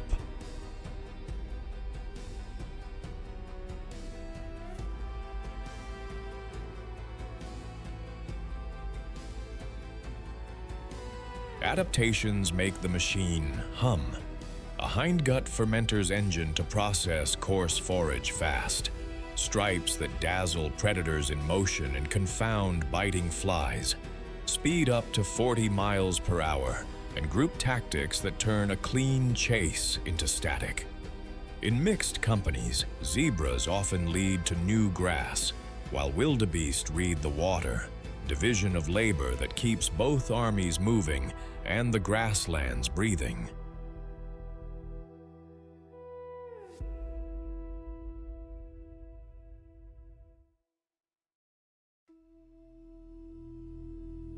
In a landscape where hungry eyes search for foals first, zebras answer with unity and illusion, families stitched by trust, stripes that blur into safety, and a rhythm that keeps the plains alive. They are a reminder that togetherness can outsmart teeth, and protecting their corridors protects the heartbeat of the savanna.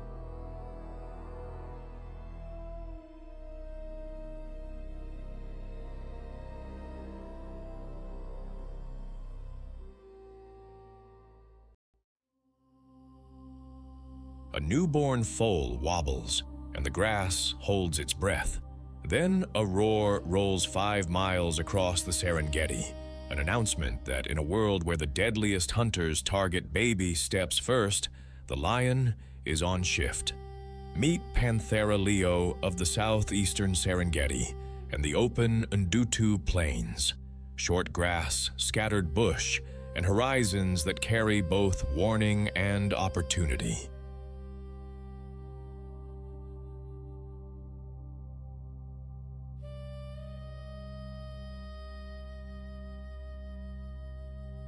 Here, prides of 10 to 15 strong turn teamwork into teeth, hunting zebras, wildebeest, and in calving season, the vulnerable young that stray a step too far.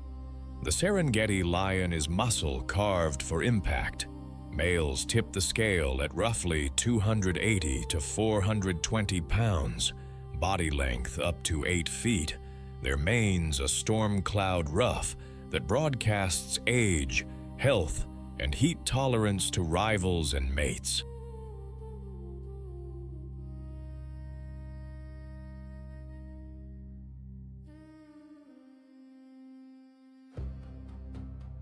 That mane also adds a padded collar for neck-to-neck fights, though it comes with a cost in cooling, a trade this cat manages with shade, timing, and long, lazy days.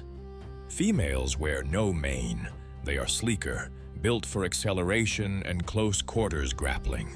Coats run tawny to sand, sun-blended camouflage in short grass, while a black-tipped tail works like a steering flag in chases and a signal baton during coordinated hunts.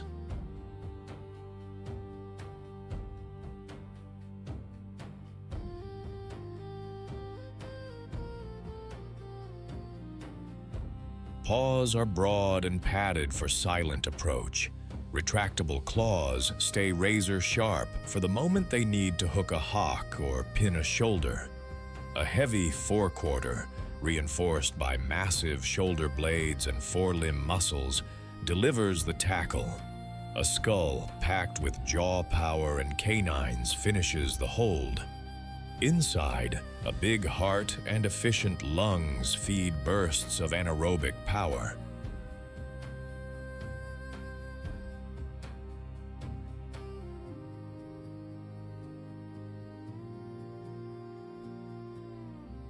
Night vision is superb. retinas rich in rods and a reflective tapetum latched behind the eye, so dusk and dark tilt the field their way. A sandpaper tongue, armored with backward-facing papillae, strips meat clean from bone. No toolkit required. And that roar? It is a low-frequency thunder that carries up to 5 miles, drawing lines on a map no fence can show. Life runs on light, wind, and opportunity.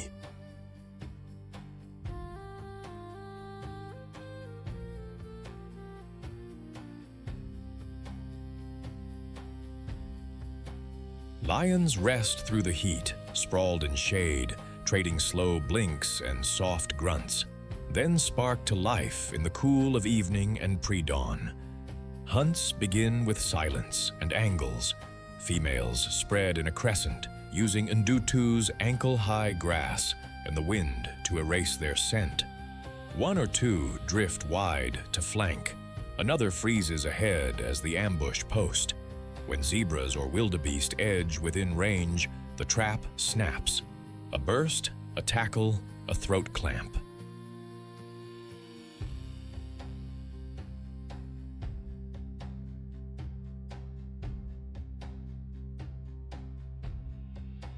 Success hovers near 30%. Better when the target is isolated, young, or tired. In calving season, when thousands of wildebeest drop their young on the short grass flats, lions work the perimeter, testing for a calf that lags or a mother whose attention slips. It is the raw arithmetic of the plains. Predators key on baby animals because inexperience creates openings. Big jobs change the cast.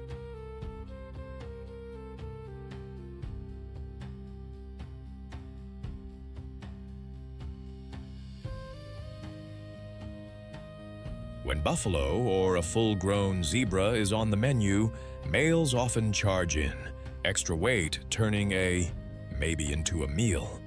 At the carcass, etiquette is unapologetically practical. Dominant male first, other males next, then the hunting females, then subadults and cubs. Between hunts, roars and scent marks patrol the borders. Skirmishes with hyenas erupt over ownership of meat and reputation. Most nights end the way they began. Dust cooling, stars up, and a pride resetting the map for tomorrow's chase.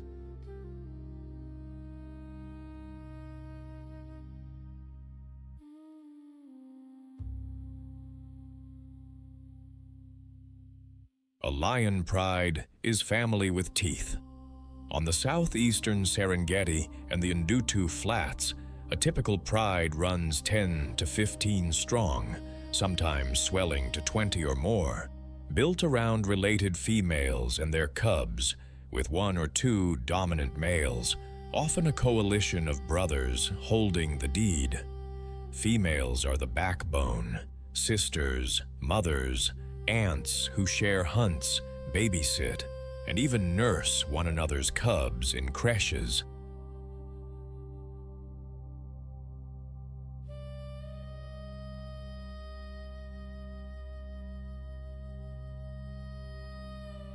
Newborns stay hidden for weeks. The pride rotates guard duty, and soft grunts keep everyone on the same page. The males are the wall, patrolling borders with scent marks and that 5-mile roar that says occupied, deterring rival coalitions and lurking hyenas. Inside the family, rules can be rough. Takeovers are dramatic and dangerous. New males drive out or kill rivals and may commit infanticide to bring females back into estrus. It is brutal, but it resets the pride's genetics and cohesion.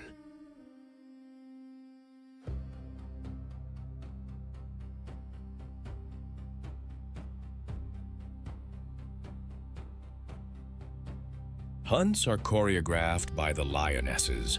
Big, risky targets like buffalo often pull the males into the scrum. At a carcass, the hierarchy is unapologetic. Dominant male first, other males next, then the hunt team, then subadults and cubs. In a world where the deadliest hunters focus on baby animals, the pride's strategy is simple. Raise cubs in a fortress of kin and answer every threat with numbers and nerve.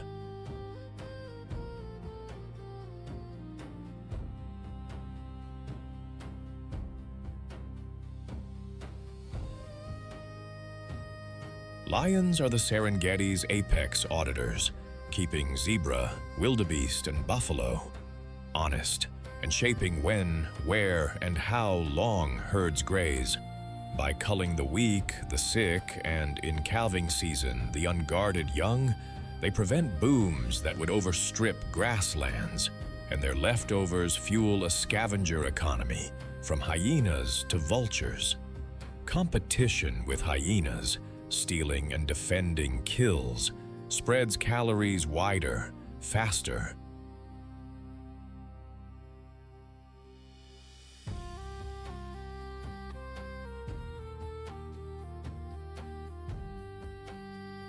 They are built for the job. Night-biased vision with a reflective tapetum, a tackle-heavy front end, retractable claws for the clinch, and a social playbook that turns teamwork into a 30% win rate on prey most hunters will not risk. Communication is long-range and loud, roars and scent to hold large territories without wasting energy on constant fights.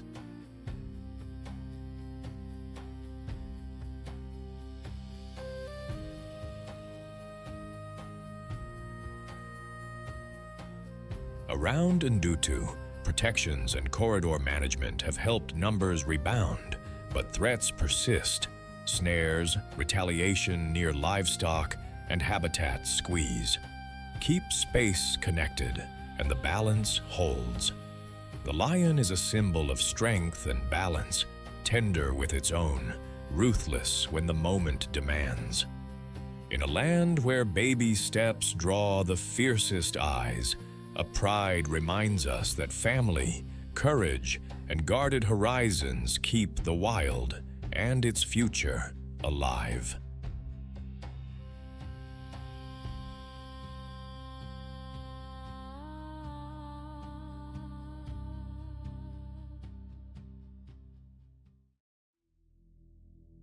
Dawn hits the water and tiny crowns catch fire. In a world where the deadliest hunters watch for baby steps, the gray-crowned crane chooses a nursery with built-in bodyguards, mud, distance, and a chemistry moat. Meet the gray-crowned crane of East Africa, Lake Ndutu, Lake Masek, and the swampy seams of the southeastern Serengeti.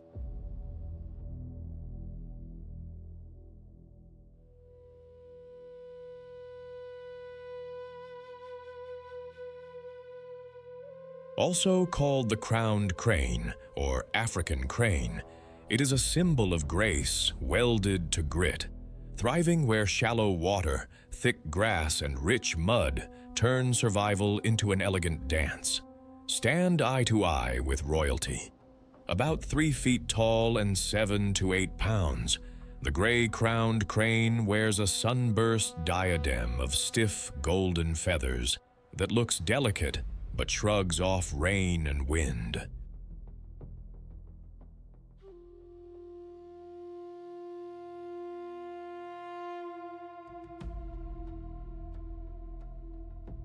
A gray cloak drapes the body, white wings flash panels of black, and depending on the light, warm chestnut and gold, formal wear for a wetland ballroom. On the face, a white cheek patch frames a bright red inflatable throat lappet, the built-in amplifier for those resonant calls that stitch pairs together across reeds. The bill is straight and neat, perfect for precise picking. Seeds one moment, a frog the next.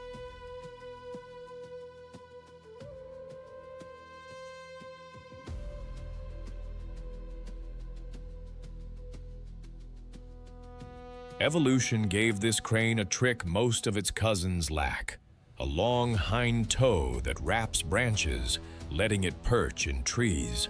That simple claw upgrade is a lifesaver. Roosting above ground keeps fox-level teeth and jackal paws at bay. Long, strong legs wade through ooze and give it a stomping option. Tap dance a patch of water, and insects make that one bad move.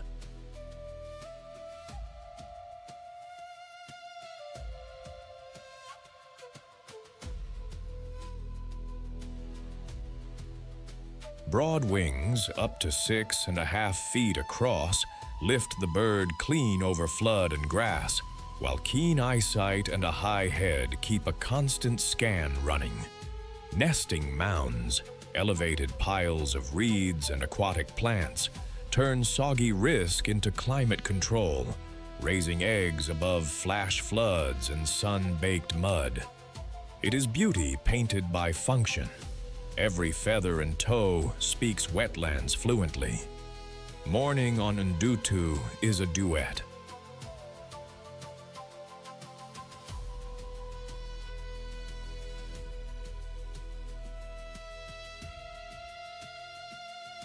Pairs step through the shallows, heads bobbing, legs stirring leaves, picking a menu that shifts by season. Grasses, seeds, roots, beetles, crickets, frogs, even small crustaceans. They are adaptable omnivores, thriving where other specialists falter. When the light softens, dawn and late afternoon, they feed. In the heat, they rest or preen. At night, they often rise to tree perches that turn ground predators into spectators. Courtship here is theater.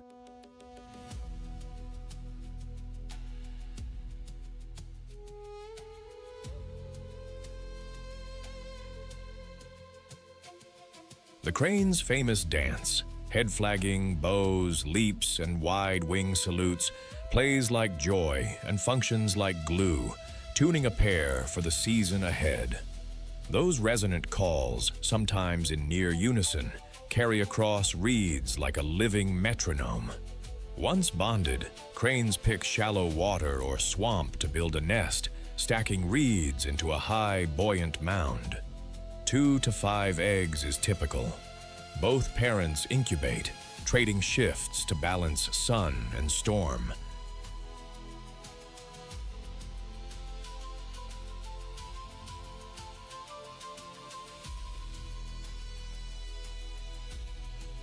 Chicks hatch downy and quick, shadowing their parents through ankle-deep mazes. When danger pricks the air, marabou, stork circling, jackal at the fringe. Adults posture tall, call hard, and may even use distraction runs to draw threats away from the brood. In a landscape where lions and hyenas scan the plains for foals and calves, crane families lean on different math. Wetlands as moats, trees as bunkers, vigilance as armor.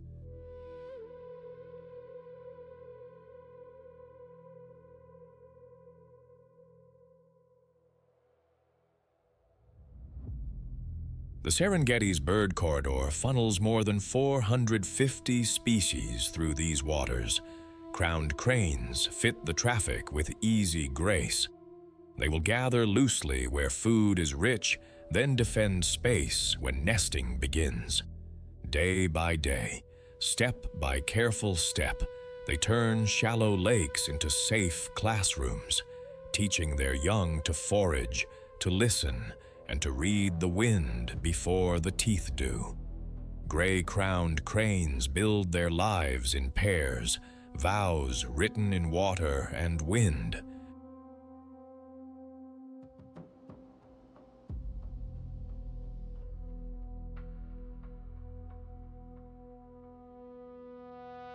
Most bonds last for years, sealed by daily duets and those elegant dances, bows, leaps, wing salutes, that tune two birds into one unit. When the season turns, they stake out shallow marsh or swamp along Lake Ndutu and Lake Masek, weaving reed mounds high enough to lift 2 to 5 eggs above sudden floods and scorching mud.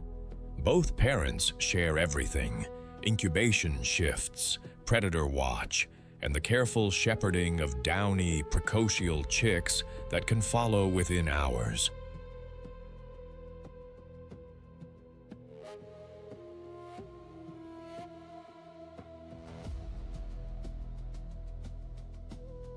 At the hint of danger, marabou circling, jackal testing the fringe, adults stand tall, trumpet hard, and may feign injury to pull teeth away from the brood.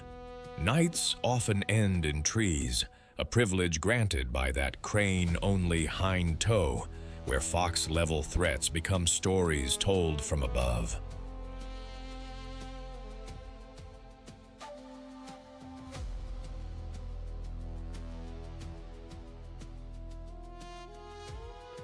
Outside breeding, families gather into loose flocks and forage side by side. But when the world's deadliest hunters target baby animals on the plains, crowned cranes answer with wetlands as moats, teamwork as armor, and vigilance that never blinks. These cranes are wetland caretakers with crowns. By picking seeds and stirring mud for insects and small amphibians, they control pest populations, disperse plants, and keep Ndutu's shallows productive.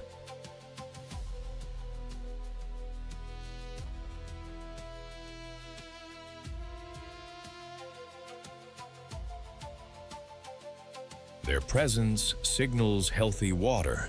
Gray-crowned cranes vanish when wetlands are drained or polluted, so they serve as living gauges for the Serengeti bird corridor that funnels 450 species through these lakes. Evolution fitted them to this niche: long legs for wading, a tree-gripping hind toe for safe roosts, broad wings to hop floodlines, and flexible diets that ride out boom and bust rains.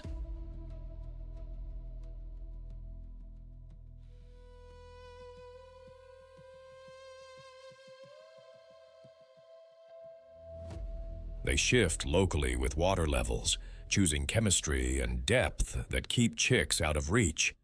Endangered under the IUCN, they face habitat loss, water diversion, and disturbance.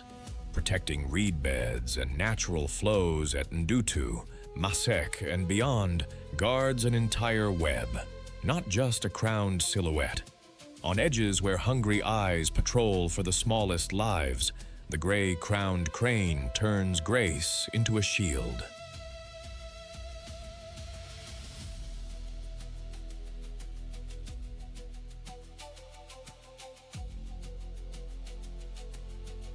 It stands as a symbol that beauty, defended by wise choices and good water, can keep tomorrow alive.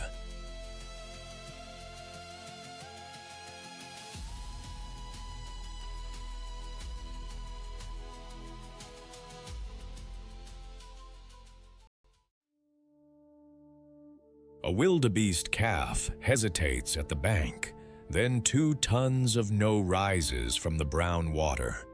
In a river where crocodiles hunt baby steps, the hippo turns the crossing into a crowded, high-stakes argument. Meet the hippopotamus amphibious, of the Serengeti's western corridor, anchored in the deep, quiet pools of the Grumeti River.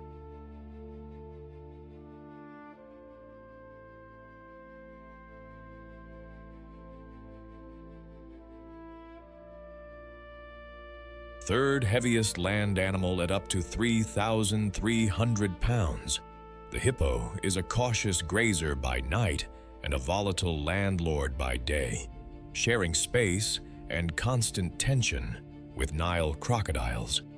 Built like a living riverstone, the hippo is sculpted by water and sun, thick, nearly hairless gray-purple skin, backed by a waxy, reddish secretion nicknamed blood sweat, works as sunscreen and antibacterial rinse.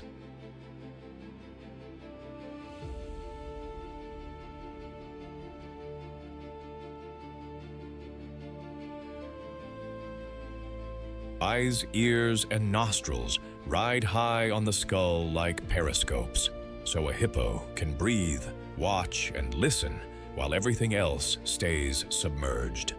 Muscular valves seal the nostrils. A semi-transparent membrane shields the eyes. Dense, heavy bones act as ballast, letting them walk the riverbed instead of floating like corks, while webbed toes and pillar-strong legs drive quiet, underwater strides.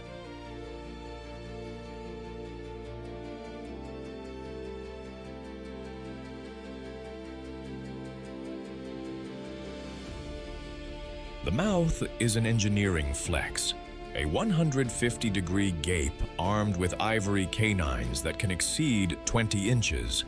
Weapons for fighting, not eating. Lips are thick and prehensile, clipping grass low like a lawnmower, and a multi-chambered stomach helps break down tough forage, even though the hippo is not a true ruminant. Heat control is part chemistry, part schedule. Bask at dawn, sink at noon, graze under moon. Evolution's punchline?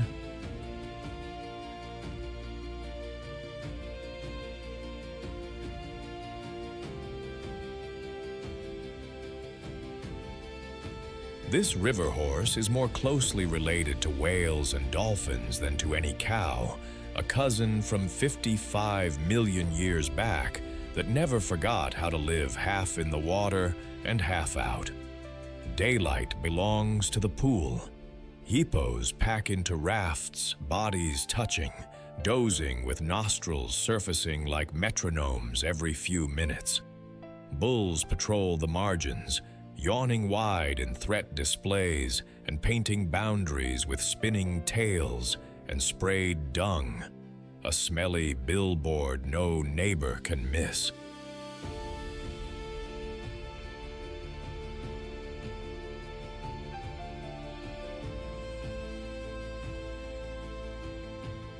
Crocodiles loaf nearby, but peace is conditional. A hippo with a calf becomes a battering ram, and crocs learn to give the nursery a wide berth. Come dusk, the river exhales its giants. One by one, they step out, following memorized paths into grasslands, trimming up to 88 pounds of vegetation per night. Those hippo highways punch tunnels through bush that other animals, jackals, antelope, even lions on the hunt, use like free infrastructure.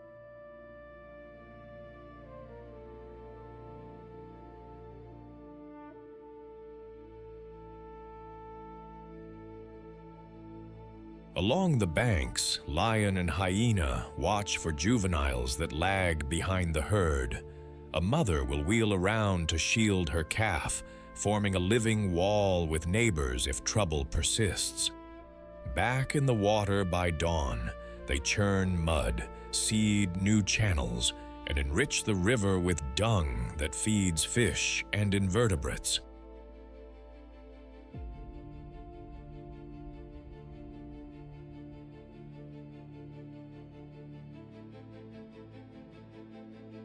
In migration season, when calves spill into the grumeti, the surface becomes a chessboard.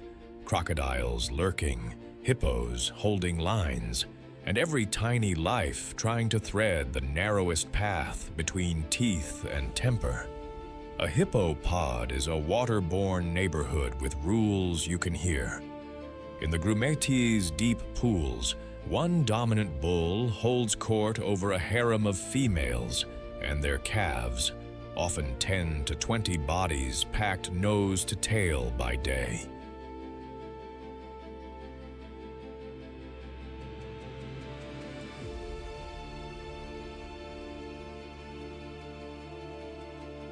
Rank is announced, not negotiated. Canyon-wide yawns that flash saber-long canines, thunderous wheeze honks, and those spinning-tail dung sprays that redecorate the riverbank with keep-out signs. Rival males test the line, and, in bad seasons, clashes can turn surgical, slashes that leave scars or end rains. Females knit the pod together. Calves are born in shallow water or on quiet banks, then nurse underwater, surfacing like tiny corks beside their mothers.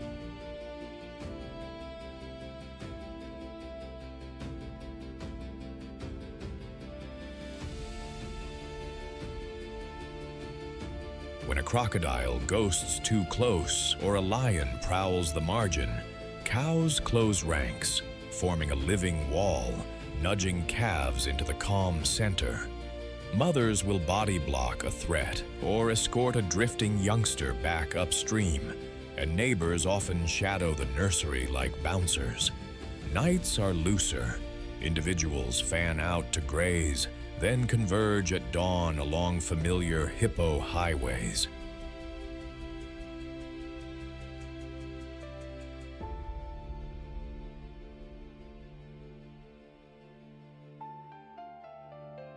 Tension with Nile crocodiles is constant but conditional. Most days it is a cold truce, but a croc that tests the nursery finds 2 tons of no arriving fast. During the wildebeest migration, pods can unintentionally play traffic cop, herding swimmers away from their babies, sometimes opening a safe lane, sometimes turning a crossing into a loud, crowded standoff.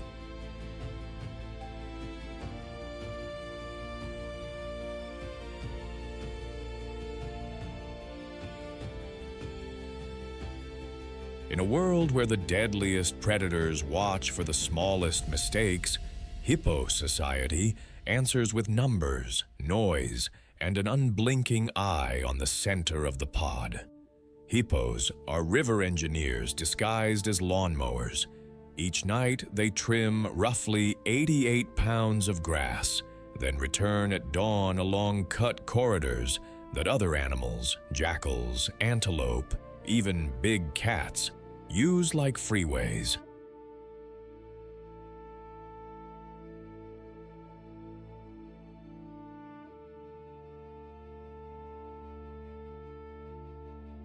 Those paths also guide runoff, keeping side channels open in the dry season and helping the grumeti keep its slow pulse.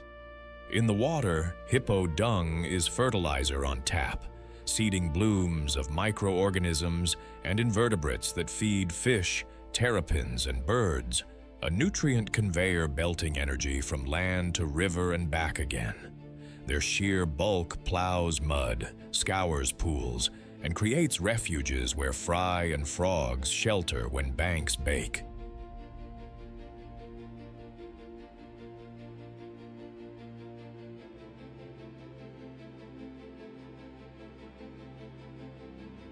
By occupying key pools at crossing points, hippos subtly shape where herds attempt to ford, sometimes easing passage, sometimes forcing a detour that spares a trampled bank downstream.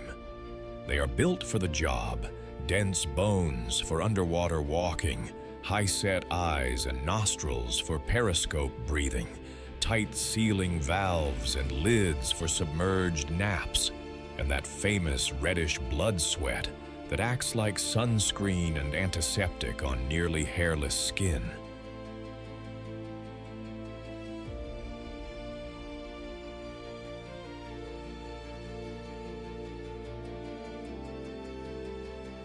The big risks are not teeth, but taps, shrinking flows, water extraction, snares, and retaliation where fields press against rivers. Keep the corridor wet and wide, and hippos keep doing the quiet work that makes a river alive. The hippo is a paradox in plain sight, gentle grazer by moonlight, immovable force by day, tender with a calf and terrifying when a boundary is crossed.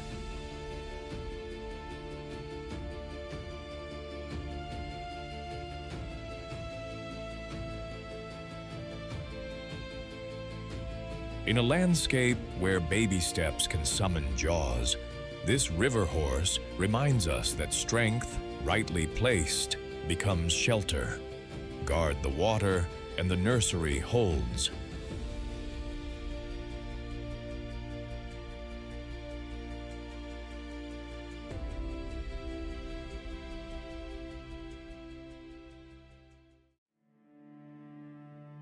When the world's deadliest predators size up the smallest legs, the biggest bodyguards step forward.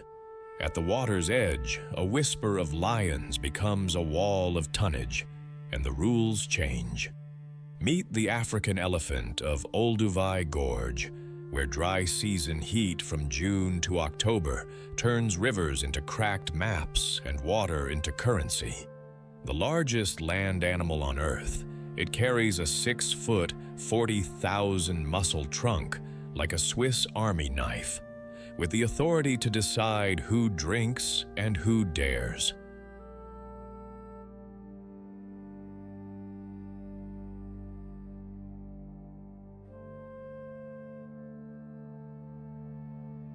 Sculpted by sun and scarcity, the African elephant can tower to 13 feet at the shoulder and weigh over 12,000 pounds, living architecture that moves. Enormous ears flare like sails, pumping heat away through a maze of blood vessels, while a lattice of wrinkled, mud-streaked skin works as both sponge and sunscreen, trapping moisture and deflecting the furnace of noon.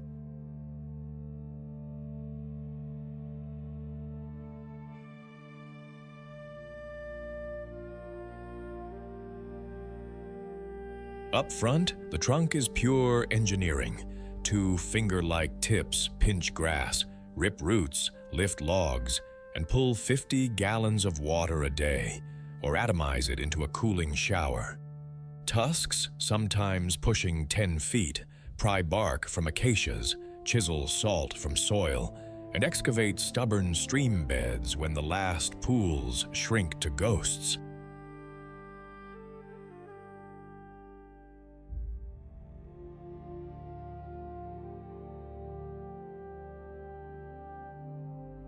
Wide, shock-absorbing feet carry them over lava flats and powder dust, yet are sensitive enough to feel vibrations, thunder from far storms, or the distant footfalls of another herd. Keen noses read water hidden under sand, long lashes and heavy brows blunt glare and thorns.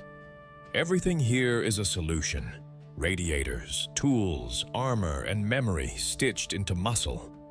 In the gorge's dry season, life is a map of old knowledge.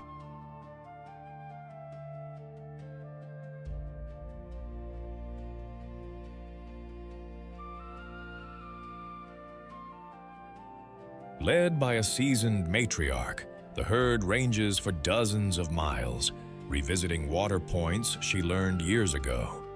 When streams like the Olduvai shrink to whisper, elephants test the soil with their trunks, taste damp on the wind, then dig, front feet stomping, tusks levering, trunk scooping, until a clean, cold lens appears. They drink first, then the savanna gathers.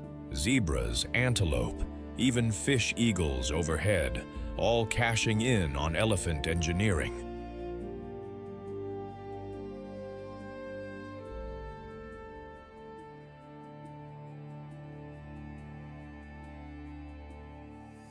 Each adult might eat 300 pounds of vegetation a day: grass, pods, cambium stripped from branches, feeding at dawn and dusk, resting through brutal midday, then bathing in dust or mud to cool skin and evict parasites. But when predators hunt baby animals, the mood hardens. Lions test the margins, hyenas skulk for a misstep. The response is choreography. Cows form a ring with calves tight in the middle, trunks low, ears wide, rumbling in voices felt more than heard.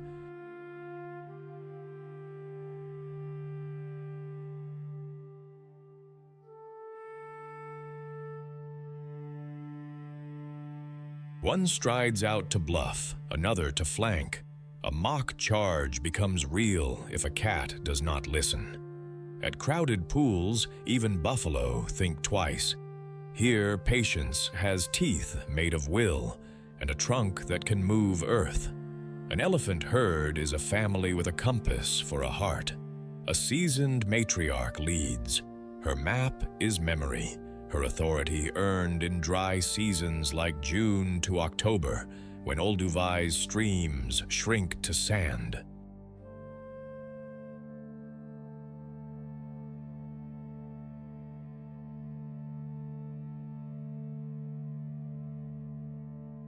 Daughters and their calves stay for life, forming a tight-knit core.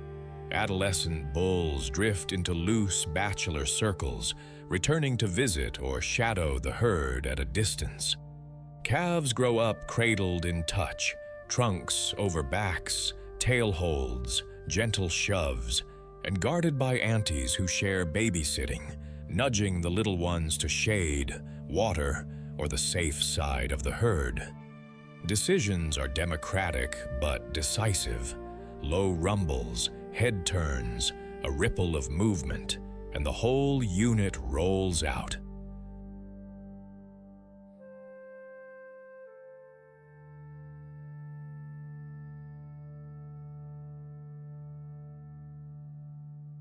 When the world's deadliest predators hunt baby animals, the choreography clicks in.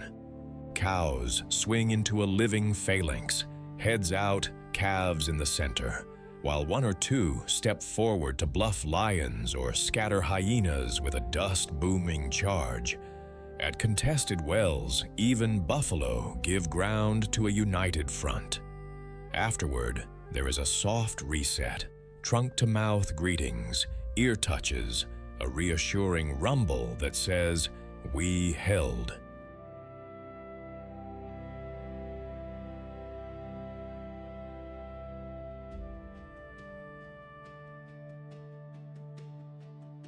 And by night, the matriarch positions sentries on the breeze side, spacing rests so a thirsty calf can drink again before sleep.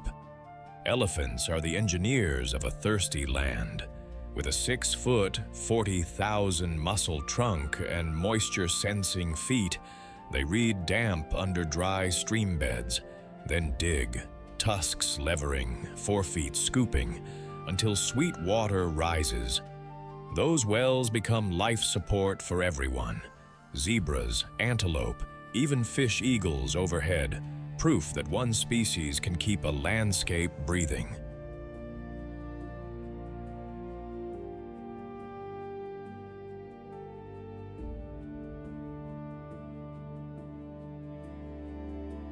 Their daily needs are vast, around 50 gallons of water and up to 300 pounds of vegetation, so they travel dozens of miles, pruning trees, opening paths, and spreading seeds in nutrient-rich dung.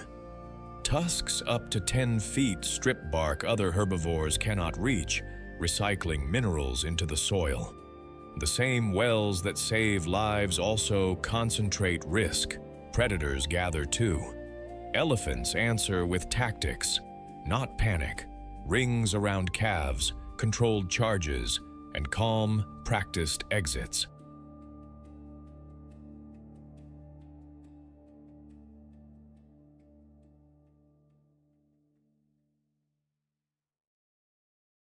Protection for them is protection for a whole community, and corridors that let a matriarch return to old water are corridors that keep the savanna alive. In a world where hungry eyes test the smallest legs, African elephants are guardians made of memory and muscle. They remind us that true power is not just to drink first, but to make water for everyone when it matters most.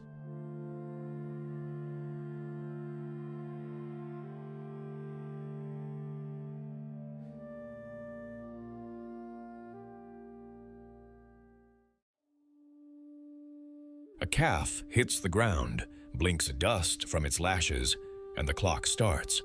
In a place where lions, hyenas, and cheetahs listen for new heartbeats, survival is not a sprint, it is a stampede. Meet the blue wildebeest, also called the common wildebeest, of the Serengeti Masai Mara system, with the Ndutu Plains as its nursery. A migration specialist more than 1 million strong, it times birth with rain, grass, and an army's worth of neighbors to outnumber even the world's deadliest predators.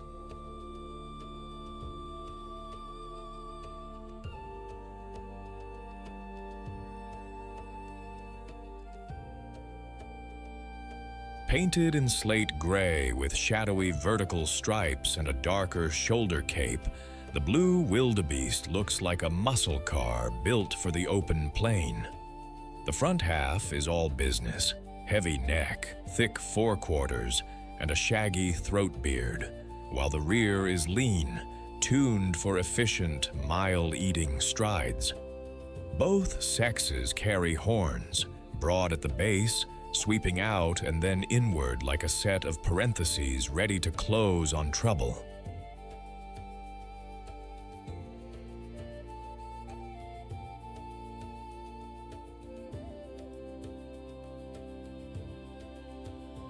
A stiff black mane and a long switch-tailed flag ride the wind. Splayed, shock-absorbing hooves grip dusty pans and muddy flats alike. Inside, the design is a marathoner's dream: elastic tendons, deep lungs, and a big heart that keeps a steady engine running hour after hour. The muzzle is built for lawn mowing short, protein-rich grasses that erupt after rain. The rumen handles a conveyor belt of chew, swallow, ruminate, repeat.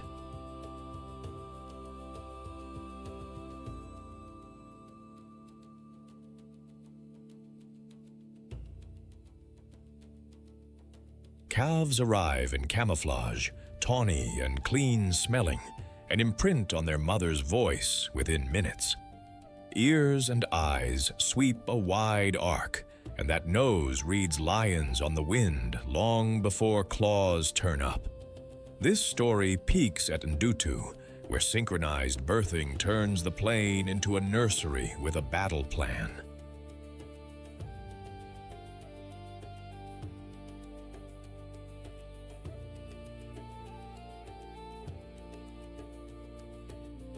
From roughly January to March, after the rains paint the grass electric green, more than 500,000 calves drop, sometimes over 8,000 in a single day for 3 straight weeks. Nearly 80% of all births happen here. It is called prey swamping. Too many meals for the predators to manage at once.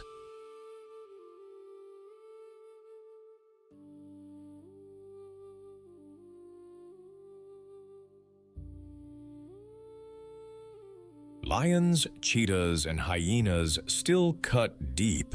Roughly 40% of calves may be taken in the frenzy, but the majority make it past the most dangerous weeks because math, for once, favors the vulnerable.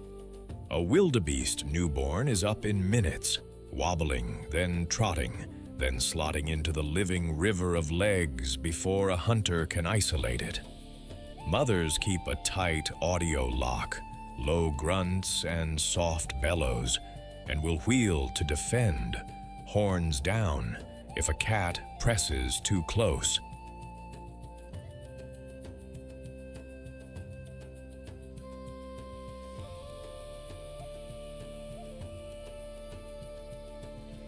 The herds move as rolling confusion, thousands wide, a visual noise that makes it hard for predators to pin a single calf. Days are built around grazing and shade, feeding in the cool mornings and late afternoons, drifting to open ground where eyes work best, avoiding thick cover where ambush lives. When danger breaks the horizon, the answer is motion. Tight turns, sudden surges, and a rising wall of hooves that turns a clean attack line into chaos.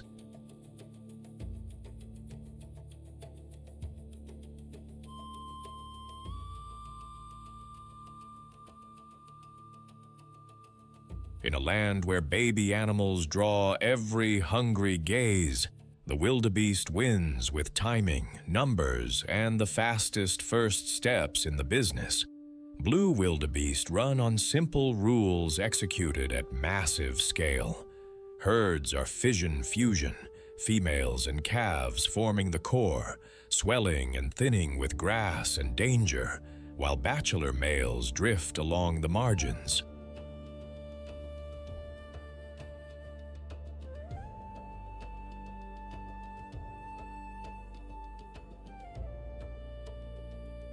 When the rains flip the Ndutu plains green, the social script tightens. Synchronized calving turns the landscape into a nursery with a crowd-sourced defense. More than 500,000 calves hit the ground across a few explosive weeks, over 8,000 some days, and nearly 80% of them are born right here. Mothers lock onto their newborns with low grunts and scent. Within minutes, the calf stands, wobbles, and plugs into the moving shield of bodies.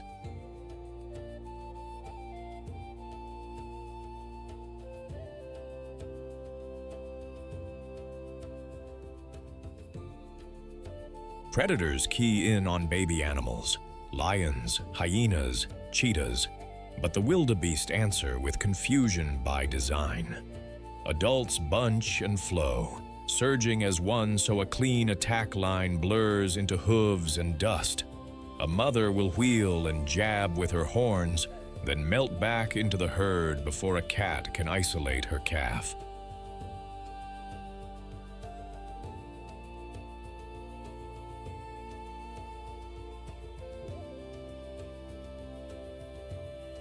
Outside the calving window, males stake small, shifting territories along green corridors, advertising with snorts, dung piles, and head-toss duels.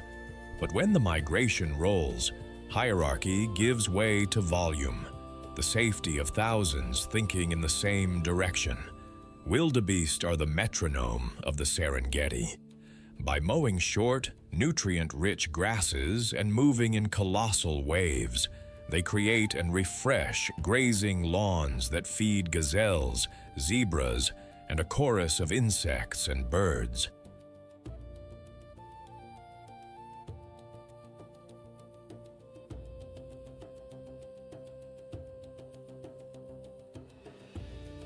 Their dung and urine lay down fertilizer. Their hooves churn soil, bury seeds, and carry nutrients across hundreds of miles. A living conveyor belt that keeps the system young. The calving pulse is a feast and a filter, a prey swamping event that sustains lions, hyenas, and cheetahs.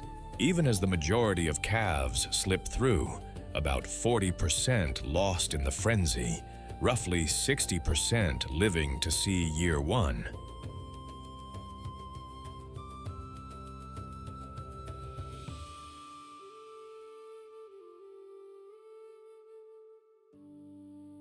Adaptations make the math work.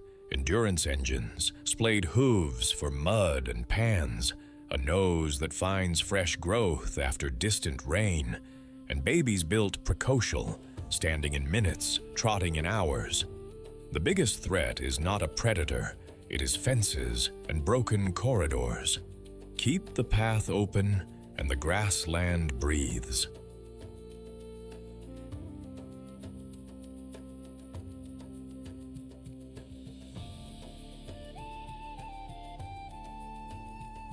In a place where the fiercest hunters listen for newborn hearts, the wildebeest answers with timing, togetherness, and unstoppable motion. A reminder that sometimes survival is not about one hero, but a million small choices moving as one.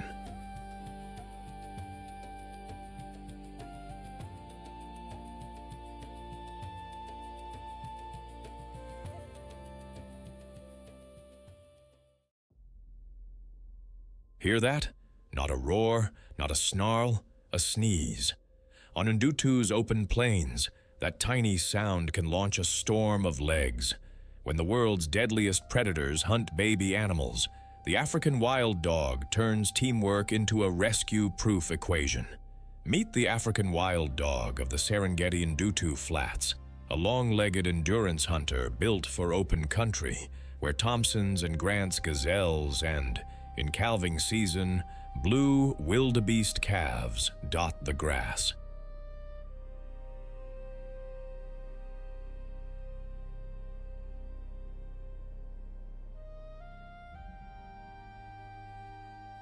Once declared locally extinct in Serengeti National Park in 1992, it remains rare here, but corridors, vaccination, and community protection are helping packs edge back into the ecosystem. Nature painted the African wild dog with a splashy camouflage you can recognize from a mile away and still never predict up close. Each coat is a one-off, patches of black, yellow, and white, broken by a dark mask and a white-tipped tail that flies like a rally flag when the chase is on.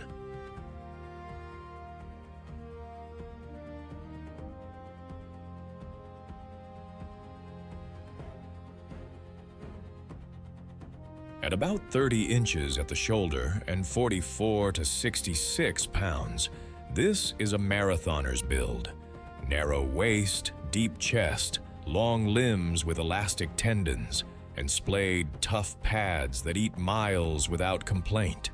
Those huge, rounded ears are multi-tools, parabolic microphones for distant hoofbeats and heat radiators that dump excess warmth when the throttle opens. Unlike other canids, wild dogs lack a front dew claw. 4 toes up front make for a cleaner, efficient stride.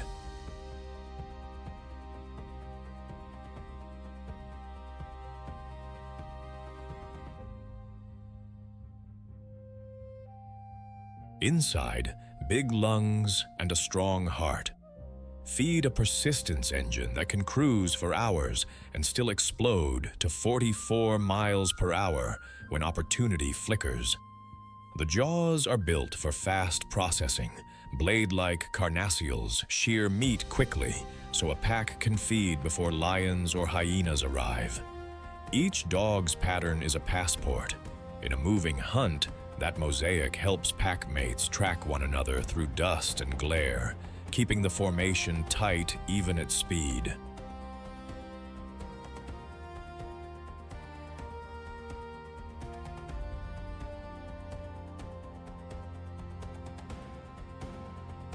Daily life is a choreography of distance, decisions, and care. Packs leave their resting thickets at first light and again near dusk, covering 12 miles or more as they read wind, listen for hooves, and check water pans between Lake Ndutu and Lake Masek. The hunt starts with a meeting. Chirps, twitters, tail wags, and often sneezes. Those sneezes are not allergies, they are votes. Enough sneezes, and the pack commits.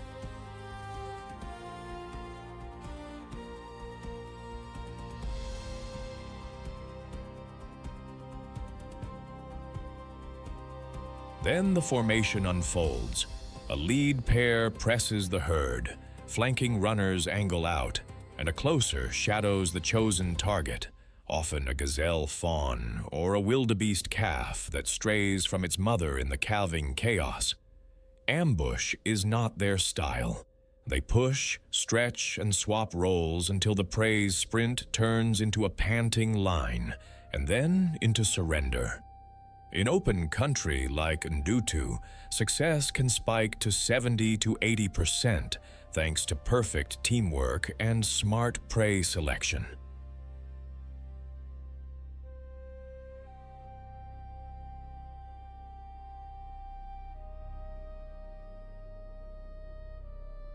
Feeding is fast, efficient, and communal.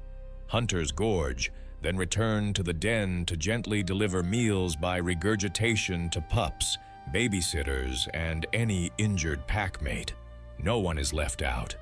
Between hunts, they play to keep bonds strong, groom to stay parasite light, and steer wide of lions and hyenas, whose job description includes stealing dinners and ending bloodlines.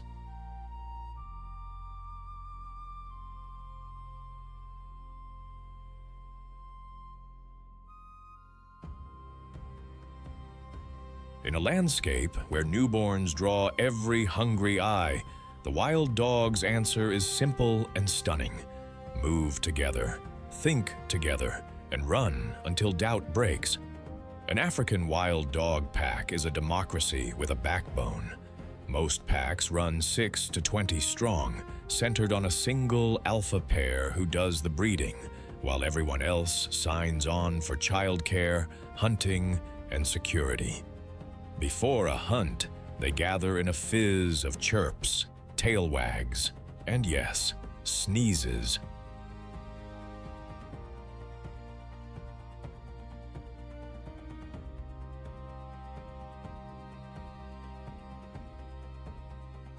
Those sneezes act like votes. Enough, and the team rolls.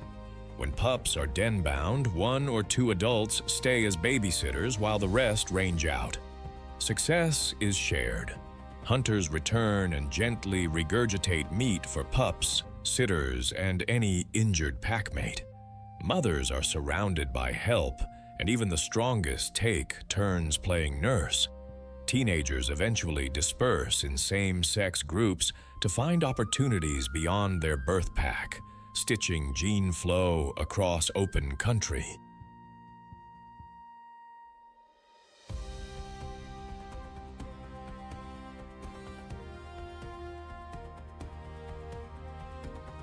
Around Ndutu, where fawns and calves peak in the wet season, the pack's cooperation becomes a shield and a scalpel.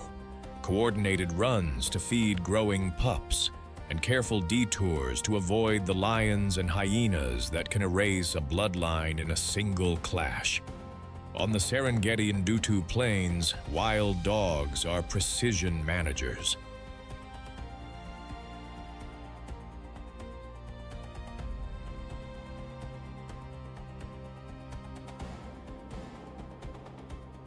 By targeting small to mid-sized herbivores, often fawns and calves during peak birthing, they keep numbers in check and prevent overgrazing, which protects the short grass engine that feeds everything else.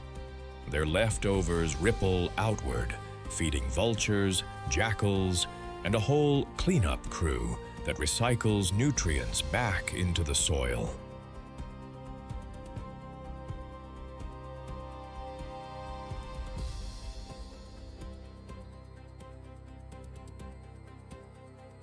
Built for persistence, they cover roughly 12 miles a day, reading wind across the saline edges of Lake Ndutu and Lake Mesek, and turning social decision-making, those quorum sneezes, into smart, low-risk hunts with success rates that can reach 80% on open ground.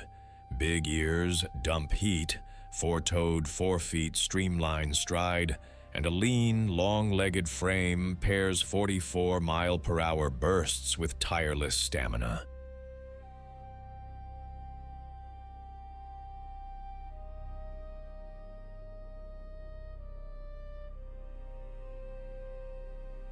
The real pressures are outside the chase.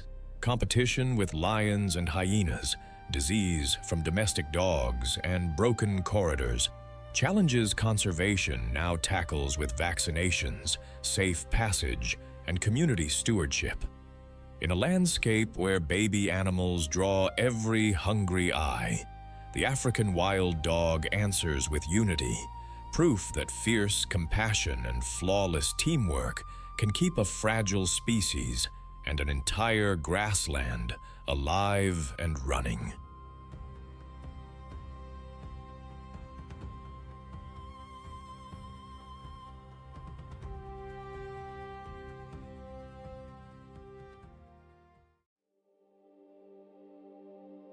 Stormlight rolls over Lobo.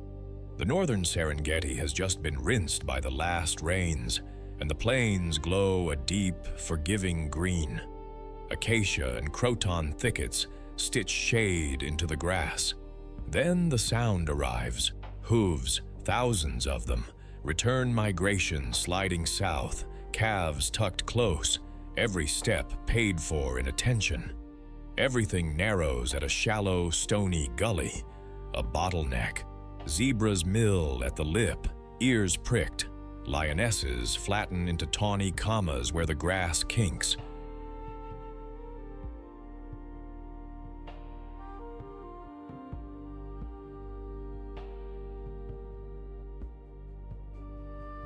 A foal edges forward.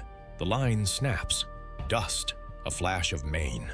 The mare pivots and fires, both hind hooves, a thunderclap of bone. The lioness folds away, regrouping. The foal slips through on stilt legs that barely remember how to run. Not every story cashes out so clean.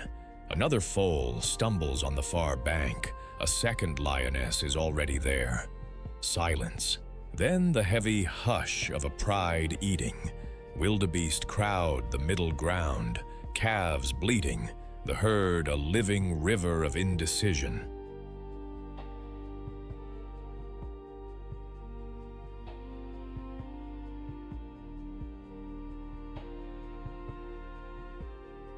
Spotted hyenas arrive like a rumor that grows teeth, surge and encircle. They test the edges, find the gap, cut a calf away. The herd wheels in a dark, muscular wave, but momentum betrays them. The youngster falls. The end is quick because the math is cruel. Above, black commas scribble the sky. Ruppel's vultures reading the outcome before it lands. On the far flat, a wall forms. Buffalo, 200 strong, horns like hooked moons, fold the calves into the center.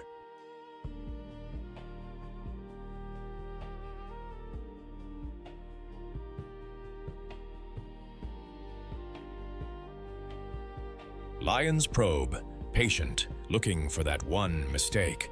Bulls drop their heads and roll forward in a short, devastating charge. One lion sails, another sidesteps a raking horn. The pride fades to the thicket. The circle holds. Dawn sharpens, and the open ground becomes a sprint lane. A female cheetah chooses a toppy calf and lights the fuse. 60 miles an hour in a heartbeat. The calf jinks, the cheetah matches. A trip, a tumble, a swift, merciful finish.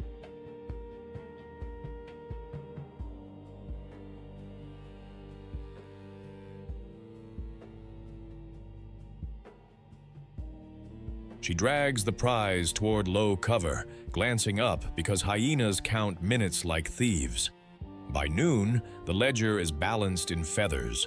Vultures drop, marabou stride in, the landscape healed of rot before it spreads. A leopard ghosts the croton and vanishes up a trunk with an impala lamb, the last move in a quiet war. We have watched choice and consequence collide.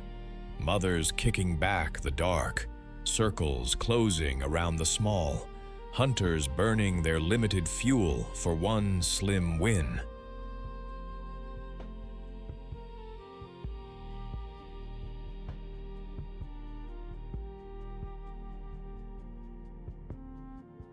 The theme is not cruelty, it is connection. Herds keep grass honest, predators keep herds honest. Scavengers keep the plains clean.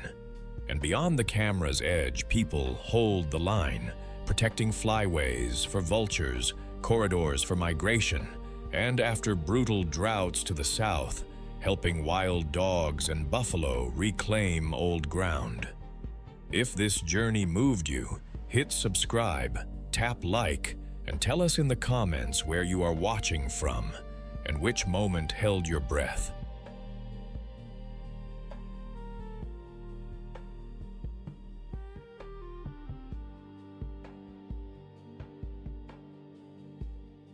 Share this with someone who knows what a hoof drum sounds like at dawn. The wild does not promise safety. It promises rhythm, loss and rescue, hunger and grace, beating on into the next rain.